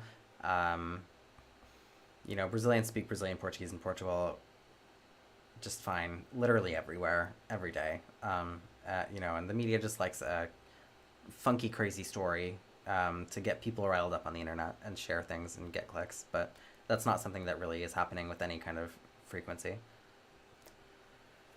Mas enfim, quando aprendemos uma língua assim, passamos a níveis mais altos, tipo os níveis C. As pessoas têm mais expectativas. Tipo, em português temos a questão gramatical também, tanto quanto a questão do vocabulário. O vocabulário é mais fácil ter influências dessas pessoas e inerentemente vamos ter influências das pessoas com quem falamos, pois a língua é uma ferramenta social, no fundo. Portanto, vamos sempre adquirir o vocabulário das pessoas no nosso redor. E essas pessoas, por exemplo, ainda que possamos estudar o português europeu, se fazemos amizades brasileiras, vamos acabar por apanhar palavras brasileiras, querendo ou não. Eu já passei por isso nos níveis baixos e, sobretudo, aos níveis B da língua portuguesa, tipo B1 e B2, quando estava a fazer os cursos, mas também tipo em termos de nível geral, nível praticado na vida. Tive a convivência com muitos brasileiros e acabei por usar muitas expressões e palavras brasileiras no meu português. Agora, isso levou a situações em que havia portugueses a dizer que tal coisa, tal palavra, tal expressão, etc. não existe em português. Os portugueses adoram dizer isso quando falam os brasileirismos. É engraçado, mas também é chato. Mas também colocou em relevo a necessidade de estabelecer um padrão mais europeu da fala quando se pretende falar português europeu, e tem alguma razão, tem bastante razão. Quando chegamos a níveis mais altos, o que eu digo é que na companhia de brasileiros, por exemplo, eu acho que não há mal algum usar expressões brasileiras e misturar um pouco mais a fala. Agora, também é verdade que na companhia de portuguesas e de forma geral e mais formalmente, quando aprendemos uma variante europeia da língua, temos que seguir, temos que ser mais fiel a essa variante e não devíamos misturar por vários motivos, porque temos uma distância maior entre as variantes do que temos, por exemplo, em inglês. Mas o mesmo se aplica ao inglês e outras línguas com diferenças dialetais bastante grandes também. Então é uma questão importante, é algo porque já passei e eu acho que é muito mais interessante para pessoas que aprendem línguas do que a situação de um falante nativo que vai morar para outro sítio em que se fala a mesma língua, com outro dialeto ou com outra variante. Um, Porque essa pessoa nativa da língua sempre vai ter traços ou sempre vai ter uma base fundamental originária da língua natural que tem. E nunca vai passar por uma situação em que começam do zero enquanto adulto ou pessoa que não tem um contexto inerente culturalmente falando. Então, relativamente aos estudos linguísticos ou aos estudos de outras línguas, é uma questão interessante e é uma das dificuldades porque passamos quando aprendemos línguas, porque temos que realmente separar essas coisas de forma mais deliberada e mais bem pensada do que os nativos, porque os nativos já têm esse contexto inerentemente, porque já têm o contexto da própria variante e o que é ou não natural nessa variante para falar. Mas nós temos que aprender isso ainda tendo que conviver no mundo adulto, no mundo real, com pessoas de várias variantes existentes. Okay, Chris said that he will swing back in 10 minutes for the food questions. Well, we will get there shortly. I do want to see real quick if we have. I don't know if I want to open Studio, but here we go. I'm a little surprised there aren't more of the Portuguese here today. I know that we have some regulars who I haven't seen yet, but I will be on for a little while yet, chatting at least until we get through the topics.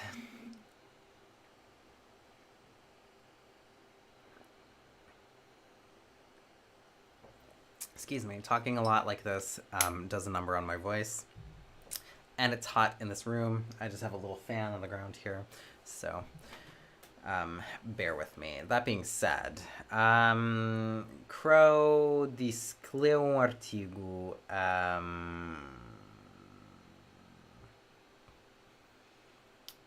no BBC Brasil recentemente que diz que há brasileiros que são discriminados em Portugal e que são forçados a usar inglês às vezes, mas que há mais brasileiros do que nunca lá em Portugal. Então acha que a maioria não tem experiências más, mas as notícias têm foco no negativo. Mesmo assim é triste. A minha resposta a isso é simplesmente que isso é sensacionalismo mediático, isso é completamente normal. Eles querem, entre aspas, vender cliques. Isso é uma indústria para manter a relevância nos algoritmos. As pessoas respondem mais ao negativo. As pessoas respondem mais ao negativo. As pessoas interagem mais com o negativo. As pessoas gostam de ficar indignados nas redes sociais. É uma tática, mas na vida real os brasileiros falam em português brasileiro em Portugal cada dia, em cada sítio que existe no país, sem grandes problemas. Que há portugueses que não gostam tanto disso, sim, há. Mas que brasileiros são forçados a falar em inglês, não vou dizer jamais, porque há reportagens, claramente, mas eu diria que fora dos casos reportados nessas notícias sensacionalistas, não acontece. E é completamente absurdo, porque os portugueses são altamente familiarizados com o português brasileiro. Mas Enfim, é tudo sensacionalismo. Isso sim é tudo sensacionalismo. Um, e não merece a nossa atenção. Sinceramente, não merece a nossa atenção. É tudo que eu tenho a dizer sobre isso. E será que me dice este aí, já vem a mim, é o que é em português? E será que me diz.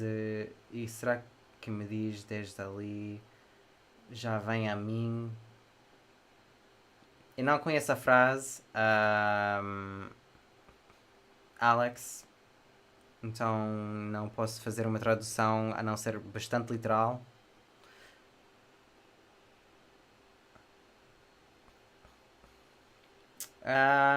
Se quando falo com brasileiros eles não fazem o mínimo esforço para usar palavras do português europeu, por que razão eu devo usar palavras brasileiras para que eles me entendam? Eu não acho que ninguém seja obrigado a usar palavras da outra variante, especialmente sendo o falante nativo, especialmente sendo o falante nativo no país de origem. Não acho que haja obrigatoriedade alguma e nunca disse. Um, Nunca disse. De facto, eu digo ao contrário. Falando sobre pessoas que aprendem línguas, eu sempre enfatizo a importância e a necessidade de aprender o léxico pertencente à variante e de ter bastante clara na mente, bastante claro na mente essa distinção. I do go for hours in my live streams. That is very true. I thought that we were only going to go for maybe 2 hours today, but it'll probably be 2.5 or 3. Um, it's translating. I mean, honestly, these lives would be a lot shorter if I only spoke English, or if for some reason I only spoke Portuguese. But because I use both, we have to kind of double up on the time. To answer the question of what that phrase is in Portuguese, I don't know what the reference is. I don't know where it comes from. So I would say that I couldn't give you anything other than a literal translation. I can translate it to you quite literally in Portuguese, but if there's some sort of context that it has, then, I would have to have that in order to actually give you a translation from Spanish into Portuguese. José Estorninho says if when he speaks with Brazilians, they don't really make any effort to use European words. Why should he have to use Brazilian words for them to understand him? My answer to that is quite simple, is that I don't think that there's any necessity to do so whatsoever. I don't think that a native speaker in their own country should ever feel any necessity to do so. In fact, I argue quite to the contrary. I've always stressed and emphasized the importance for learners of Portuguese as a second language, that they should really keep the individual accents and varieties quite clear in their head, and really make sure that they're using the lexicon that is natural to whichever variety it is that they're learning. So the idea is just that you use the words that are pertinent to the place where they are spoken. And I think that's actually incredibly important in Portuguese. So I would actually say that I would actually argue that it is important not to necessarily use Brazilian words with Portuguese people and vice versa.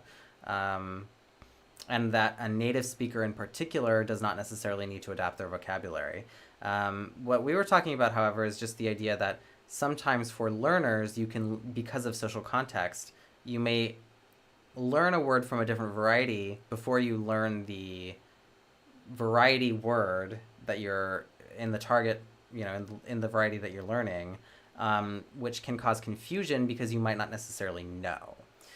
O contexto de que falamos há pouco, na verdade, não tem muito a ver com isso, com falantes nativos. Tem a ver com quem aprende línguas como língua secundária. E o contexto social em que uma pessoa que aprende uma língua pode eventualmente aprender uma palavra de uma outra variante por causa de contacto social, que é uma coisa supernatural na vida, e não saber de que se trata de estrangeirismo,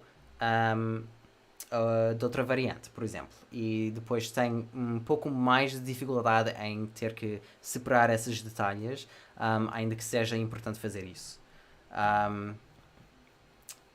É isso, é disso que estivemos a falar há pouco.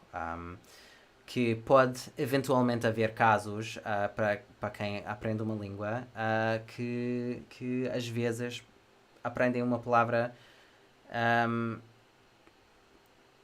de outra variante que não faz tanto sentido na variante pretendida.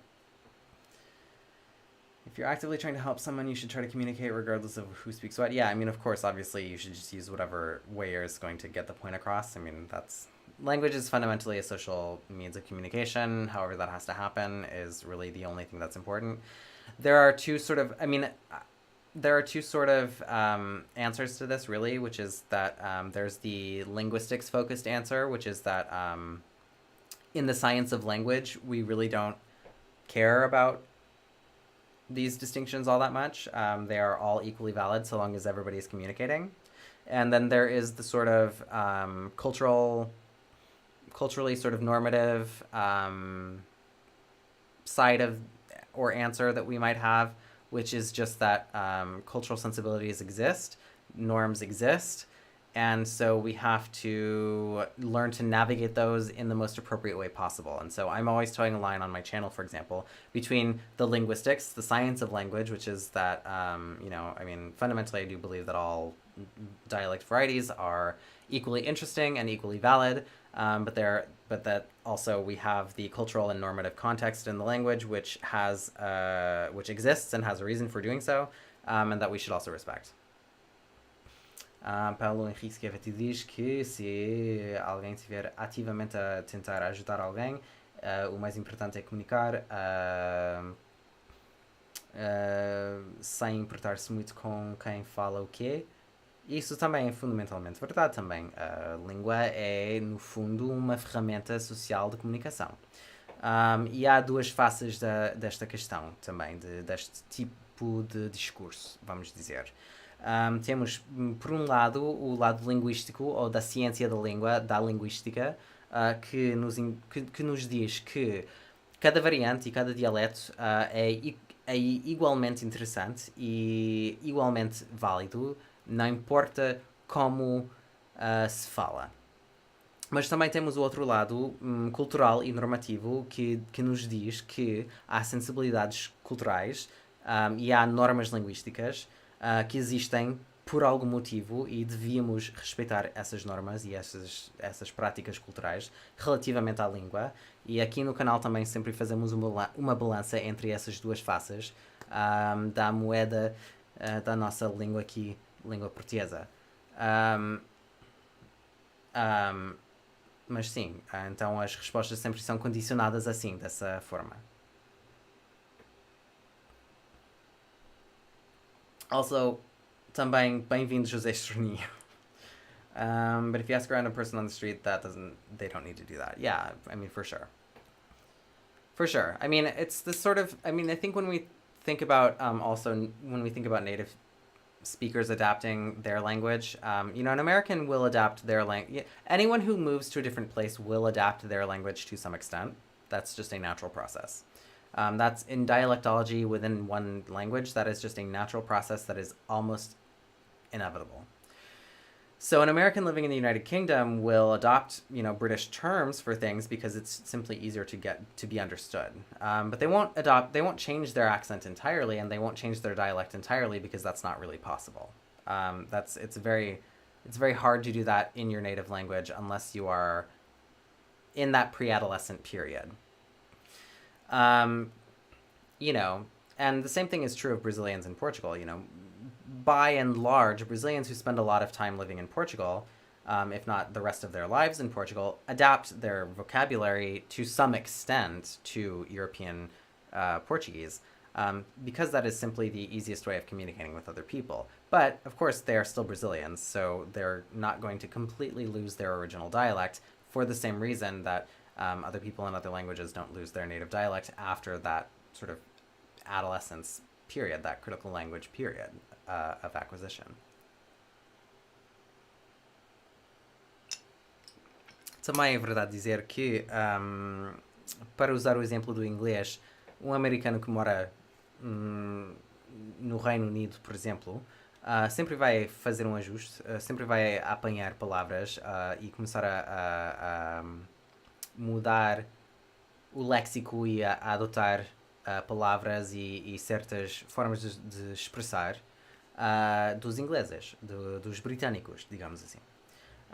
Porque isso facilita a vida e é completamente natural e inevitável quando falamos na dialetologia, isso especialmente falando de uma língua só que tem diferenças dialetais, isso também é completamente normal e isso também é inevitável, é inescapável nas línguas. Mas uma pessoa que já passou da adolescência e, portanto, esse período crítico da aquisição linguística, um, com pouca probabilidade vai perder todo o dialeto de origem. Ou seja, dificilmente ou nunca vão ter uma oportunidade ou uma forma de mudar o dialeto por completo. Ou seja, vão sempre ficar a falar o dialeto originário. Isso acontece também com o português. Os brasileiros que moram muitos anos em Portugal ou até o resto da vida em Portugal sempre fazem uma adaptação à variante europeia. Usam palavras mais europeias, às vezes fazem um pequeno ajuste na gramática, coisas assim, pormenores assim. Mas também, passado desse período da adolescência, quase nunca se muda totalmente o dialeto e vão continuar a falar com base no dialeto originário e, portanto, vão continuar a falar com certo brasileirismo. Isso é completamente natural. Dentro do estudo da dialetologia, isso é bastante interessante, na verdade, mas isso também é normal. Mas a mais pura verdade é que os brasileiros que moram ao longo prazo em Portugal também fazem essa adaptação. Do I find myself using more Latinate words in English when speaking to other speakers? I find myself using more Latinate words in English just in general, just because the Romance languages that I speak every day rub off on me. And I don't speak English out loud with other people unless I have friends or family visiting or I'm on FaceTime with friends or family. But in person, present with other people, I speak Portuguese, I speak Spanish, I speak Catalan. I don't speak English out loud unless I'm talking to myself on a day in and day out sort of a basis. So my English has undergone some weird shifts with vocabulary. I sometimes remember Portuguese words before I remember English words. I sometimes forget words. I sometimes will make up words that aren't quite right and then remember the right word for something. I sometimes will use a false friend, whatever. My English has some weird things going on with it. Partly also not being in the United States, I consume a lot of media that comes both... I consume a lot of media that's not American per se. And so sometimes I find with my pronunciation that my pronunciation has kind of done weird little things. Whether that be intonation or vowel sounds. Sometimes I find myself picking up Canadian vowel sounds because I hear a lot of Canadians on things like YouTube and TikTok. Sometimes I find myself having more of a British or an Australian intonation when I'm saying certain phrases. Tea.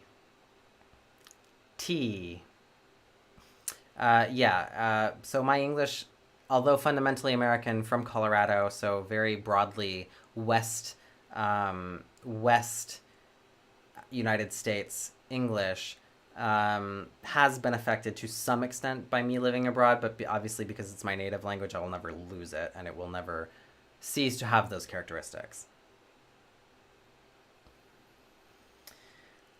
Uma pergunta interessante foi se eu vejo que eu uso palavras mais latinas em inglês quando falo com outros falantes de línguas românicas.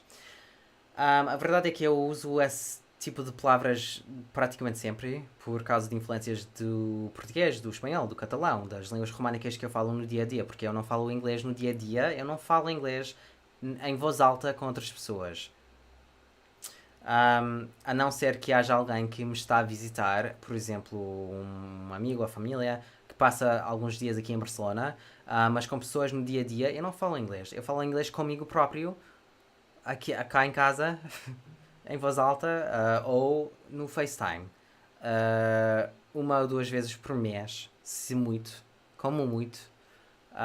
Então eu não falo, eu não uso o meu inglês. Eu uso o meu inglês de forma digital. Um, é por isso que o meu inglês não tem sofrido tantas alterações, mas mesmo assim o meu inglês tem sofrido bastantes alterações. Por causa dessa coisa de não estar nos Estados Unidos. Eu sou do estado do Colorado, ou seja, o oeste dos Estados Unidos. E o meu dialeto é do oeste dos Estados Unidos. E nunca vai deixar de ser. Mas, mesmo assim, eu tenho algumas características de outras variantes, de outros dialetos do inglês, que me têm afetado o inglês quando falo, sobretudo por causa de consumir conteúdos de pessoas de outras regiões dialetais, nomeadamente outros países. Noto com alguma frequência quando passo tempo a ver vídeos no YouTube e TikTok. Às vezes eu passo a soltar uma vogal mais canadiana ou uma, uma entonação mais britânica ou australiana, com uma frase ou algo do jeito, mesmo sendo o meu inglês natural, sem necessariamente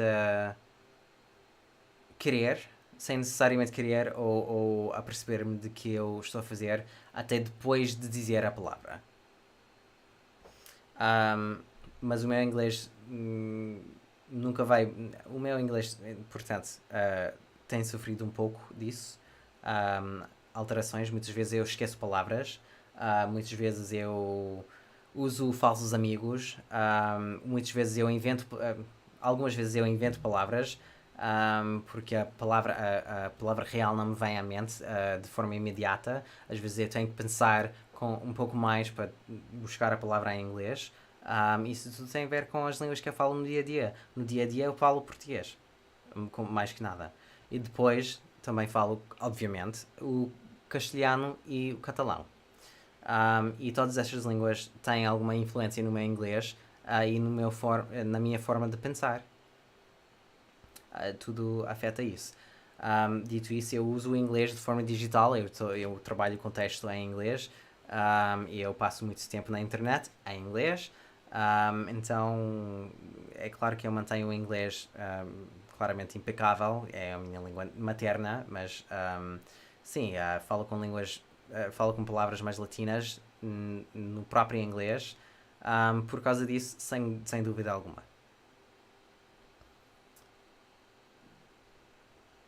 My mind has completely shifted to English. Sometimes I say Livio instead of Vivio. That's interesting. Oh no. Oh, I get it. The camera lagged on T. Well, that's unfortunate.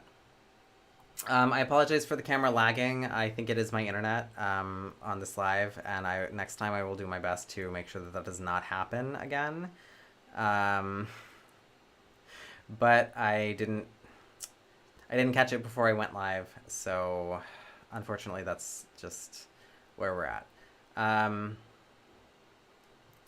Yeah, so I want to get back to the Festas Populares just because I want to talk a little bit about the food aspect a little bit because it is interesting because there are differences. I want to talk specifically about Portugal and Lisbon because that is where food I think is more important and more inextricably tied. I mean, obviously here in Barcelona there are sort of food traditions for San Juan or San João in Portuguese. But what I care more about is Lisbon. And Lisbon for Santo Antonio is known for its grilled sardines and other grilled things. Grilled fish in general for the Festas Populares is super popular, and you can get especially grilled sardines. And the sardine is a very emblematic fish for Portugal and for the Festas de Junho in Lisbon. There's, the graphic design for the Festas de Junho in Lisbon always features a sardine in some capacity. Because it's like the thing that people eat. I personally love sardines, so the grilled sardines being a staple for Santo Antonio is something that I really enjoy.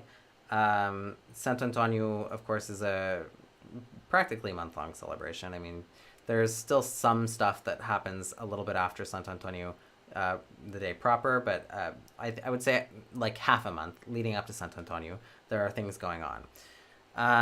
People drink cheap beer, people drink wine, you can get stands. Cocktails that are kind of go in and out of fashion in Portugal like anywhere else, but you can often get a caipirinha or a mojito on the street.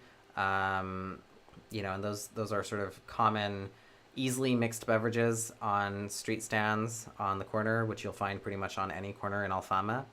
The festivities of Santo Antonio in Portugal are most highly concentrated in Alfama and, I'd say most highly concentrated in Alfama. Other neighborhoods like Bairro Alto and basically the other traditional neighborhoods of the city obviously still do things and have things going on. But I would say where you have a greater density of nightlife already is where in Lisbon, you're going to have more of a presence of those sort of things. And in the case of Alfama in particular, it is very true that the night of Santo Antonio is a night where you go out and it's very hectic and crowded. And it actually, I prefer other nights just because I don't like crowds that much. But there's a common sort of understanding that if you're going out on Santo Antonio and you're going out with friends, you can expect that by the end of the night you will have lost your friends and you will have to either reconvene somewhere else or you will simply find something else to do for the rest of the night and let the night take you wherever it's going to. Because the crowds are so crazy that there are times where when you're walking the streets of Alfama in the crowds during Santo Antonio, that it's just like being in a wave and your body is literally just kind of taken in whatever direction the crowd is going on the street, and you end up wherever you end up, and then you kind of have to navigate to wherever you are trying to go or whatever you wanted to do. Like I said before, there's always, stands, there's always stages with Pimba playing, and there's always stands with booze and food. The food is usually very cheap. I mean, you can usually get a grilled sardine for like €1 or €2. And all of those things are very, very, very typical. But also there's a fair that usually is set up around the same time, so uma feira, that is set up and that has typical fair food. So you'll get the typical fried things, things that are basically the equivalent to funnel cakes, but in different forms. So funnel cake type things, churros and stuffed and churros with filling are very common. Donuts, ice cream, those sort of things are all super common. And they all kind of make the charm of the Festas Populares. So for me, the food side is actually probably one of the most enjoyable elements of the summer holiday season, shall we say. A pergunta do Chris Gibson antes foi sobre as comidas mais típicas das festas populares. Eu vou focar-me mais no contexto de Lisboa, porque é o que mais me interessa. Não quer dizer que não haja por exemplo, comidas típicas de São João aqui em Barcelona, de San Joan, ou no Porto, mas o que mais me interessa claramente é Lisboa, é onde eu morei, um, e tudo mais.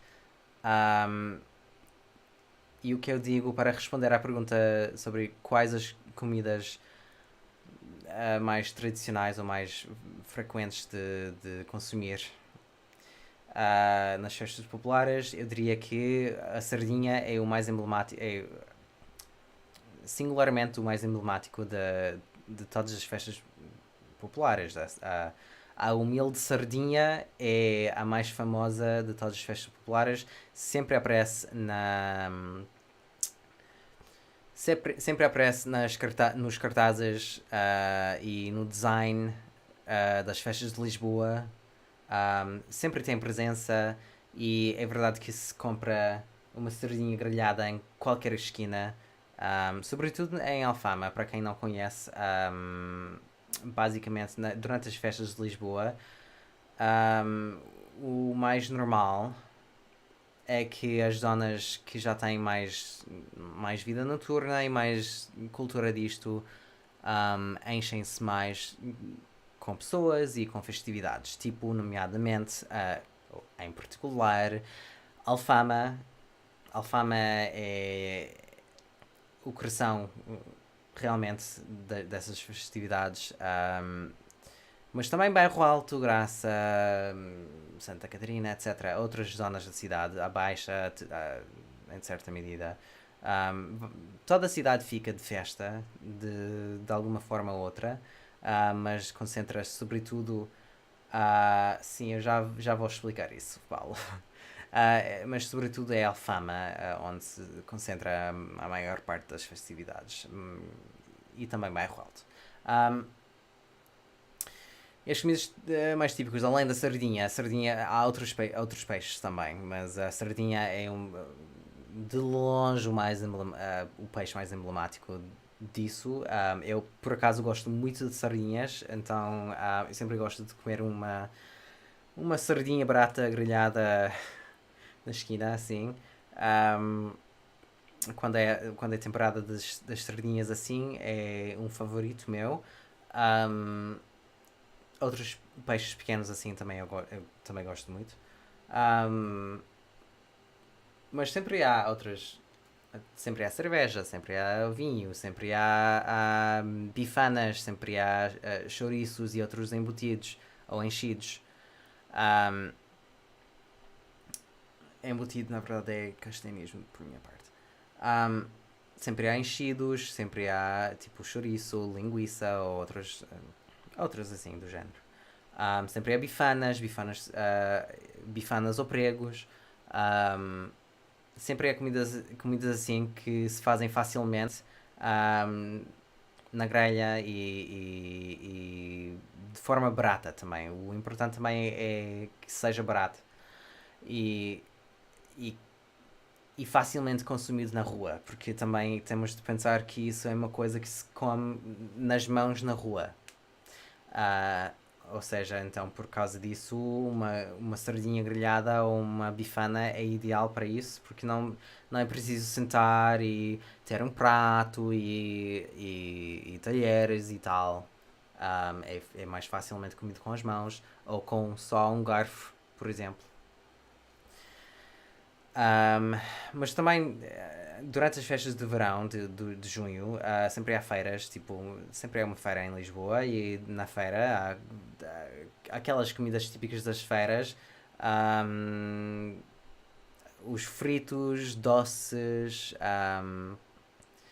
tipo farturas, churros e o famoso engraçadinho a porra, que é um tipo de churro recheado com outras coisas que se chama porra. Isso tudo se vende nas feiras. Um, gelados também, gelados, doces, há muita coisa e é tudo super típico de verão. E isso seria. Esse tipo de coisa seria familiar para os americanos, pois esse tipo de frituras um, é bastante normal nos Estados Unidos também. Os americanos conhecem os churros e mais. Mas para mim isso é a essência. Isso para mim é a essência das festas populares, porque eu gosto de comer e o lado gastronómico. O lado gastronómico é o lado mais importante para mim. Um, Agora, contando a experiência típica é de não ter uma expectativa de ficar com os amigos a noite toda. Se fores sair para a Alfama, pois a Alfama fica tão cheia, um, tão lotada de pessoas que há ruas que parecem uma onda imparável de pessoas e tu simplesmente metes-te lá no meio dessa onda e sais do outro lado, vai lá saber onde. E realmente acabar a noite juntamente com os amigos é difícil, é uma tarefa muito difícil, é preciso planeamento prévio e ficar realmente agarrado um ao outro. Porque realmente é facílimo perder os amigos na noite de São João. E muita gente entende que a noite de São João vai te levar para onde vai, onde quer que seja, e há certa espontaneidade relativamente a essa questão. Então é isso. Isso, isso é. Bem, eu não gosto muito de multidões, então eu evito a própria noite de São João, de Santo António. Por causa disso, eu gosto de fazer coisas na rua dias antes, mas a própria noite para mim não é. Ou pelo menos não, para passar em Alfama não é muito para mim, pois eu não gosto muito de multidões. Enfim, é isso. One thing that I mentioned in Portuguese that I did not actually say in English was just that other things that are common are like bifanas and pregos. Those are sandwiches that are made with. A bifana is okay. Fundamentally, a bifana in Portugal is a very simple sandwich that is made with good Portuguese bread, some butter and or olive oil, and a juicy piece of like a pork chop or something, a pork chop, like a cut of pork, thin, that's stacked onto the sandwich that you just eat on the go. That's a bifana, and if you eat one, you should eat it with, well, you can eat it however you'd like. If it's good enough and if it's good and juicy enough, you can eat it just like that. Typically, at least among the people that I know, you would put mustard on it if you want to put a condiment on it. But you can really put whatever condiment you want on your food. But then a prego is basically the same thing but beef.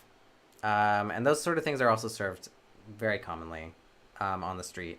Because obviously the point of the street food is that it's easy to eat with your hands. You're standing outside. You're not sitting down at a table with a plate and, cutlery. At most you want to have something that you can eat with a fork and eat it on the go.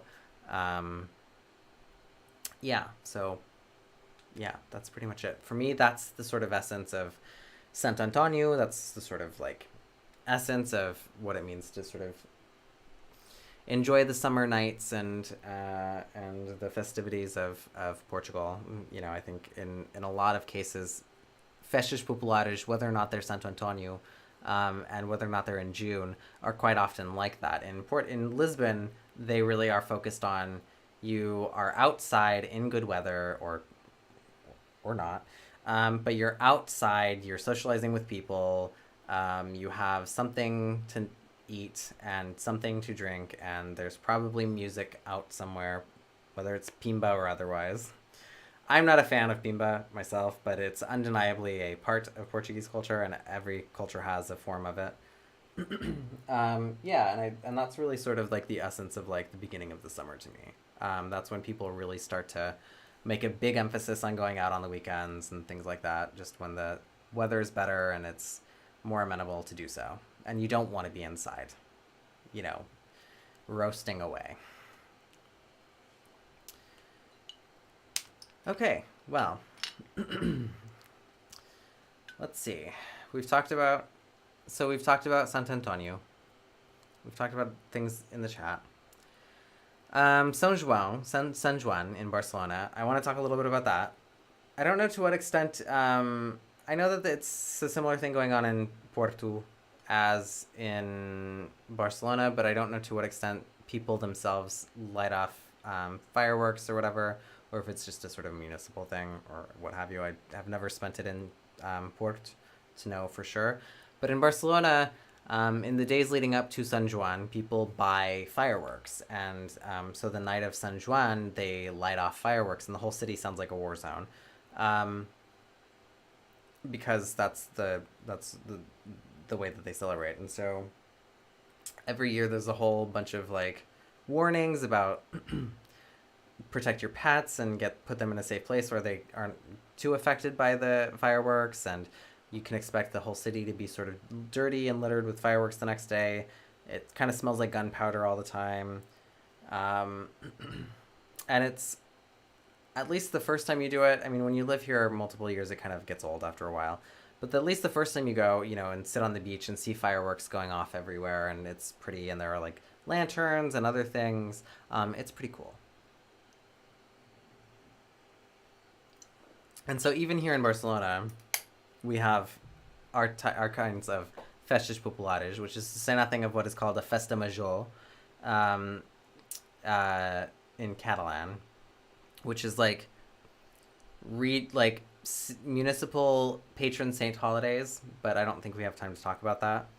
And those are also very similar to the festas populares in Lisbon. So, aqui em Barcelona também temos festividades de junho, das festas populares de junho. Temos São João aqui, San Juan. Eu não sei até que ponto no Porto é que se celebra da mesma forma que aqui, mas aqui em Barcelona temos foguetes, toda a gente tem foguetes, e nos dias até ao São João, as pessoas vão comprando petardos, foguetes, etc. Esse tipo de coisa para soltar durante a noite de São João. Até as criaturas mais pequenas realmente têm pequenos foguetes que fazem um tuk-tuk no chão, estouram no chão fazendo um barulhinho. Mas a noite de São João é costume ir à praia, ver os foguetes, soltar alguma coisa, apreciar a areia e passar o tempo assim. É como uma festa popular qualquer, mas com o foco especial nos foguetes, no fogatório.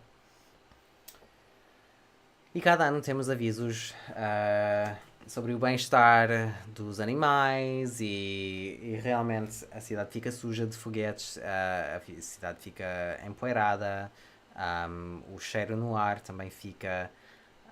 E vivendo aqui durante muitos anos, é engraçado a primeira vez, mas vivendo aqui durante muitos anos já cansa um pouco. Mas é tudo para dizer que também aqui em Barcelona temos festividades, para não dizer nada, das festas, o que se chamam Festa Major em catalão, ou Festa Maior em português, que são as festas populares, as festas dos centros patronais de municípios, algo assim. Mas eu acho que não temos tempo para falar mais sobre isso. E não cabe muito no quesito português das coisas. Mas é tudo para dizer que isso é a essência do verão e como se celebra aqui e lá. E pronto. I don't know that I have a whole lot going on. The chat is a little bit quiet. So I think we've covered all of our bases for tonight. We've talked about here, Barcelona, and there, Lisbon, and answered questions. Já respondemos a várias perguntas. Parece que todas as perguntas que tivemos aqui no chat.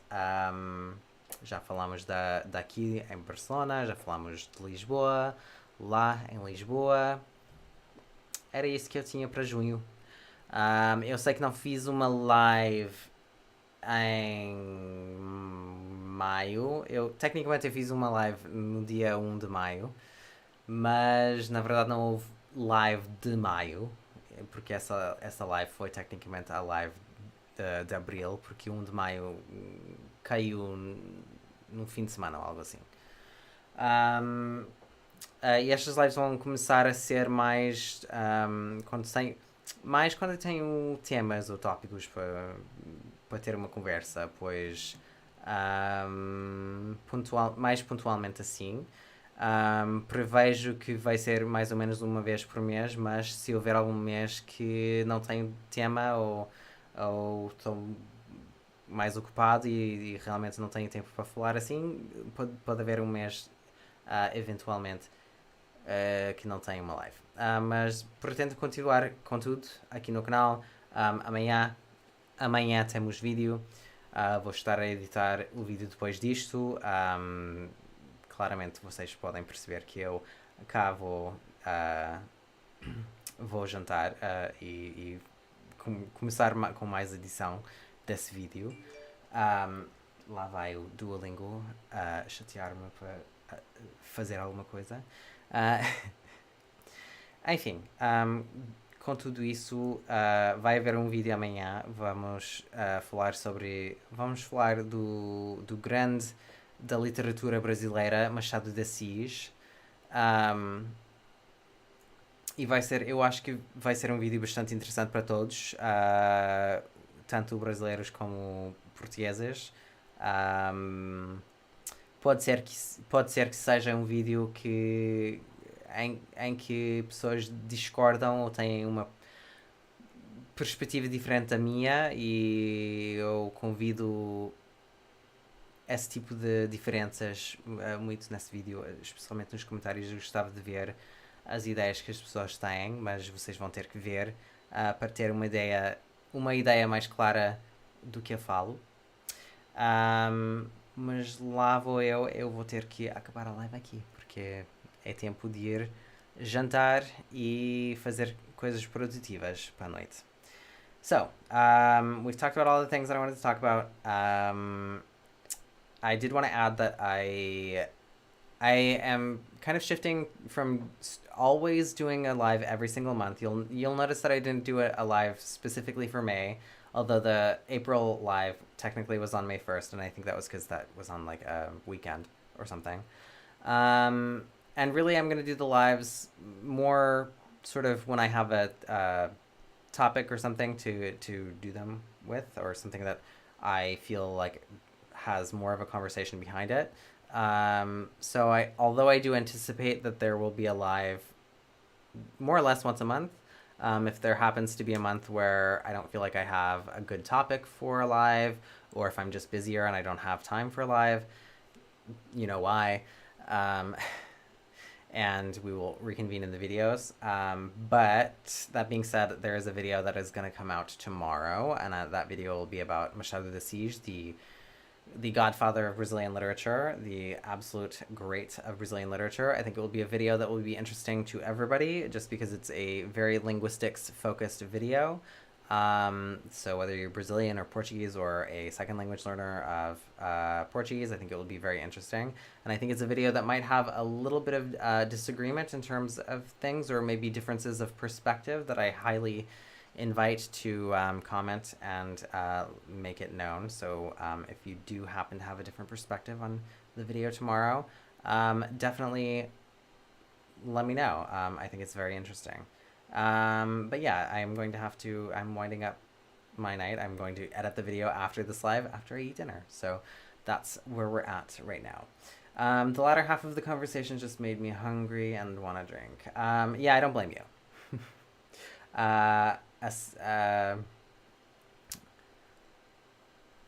A segunda parte da conversa só fez com que o Chris tivesse um pouco de fome e vontade de uma bebida.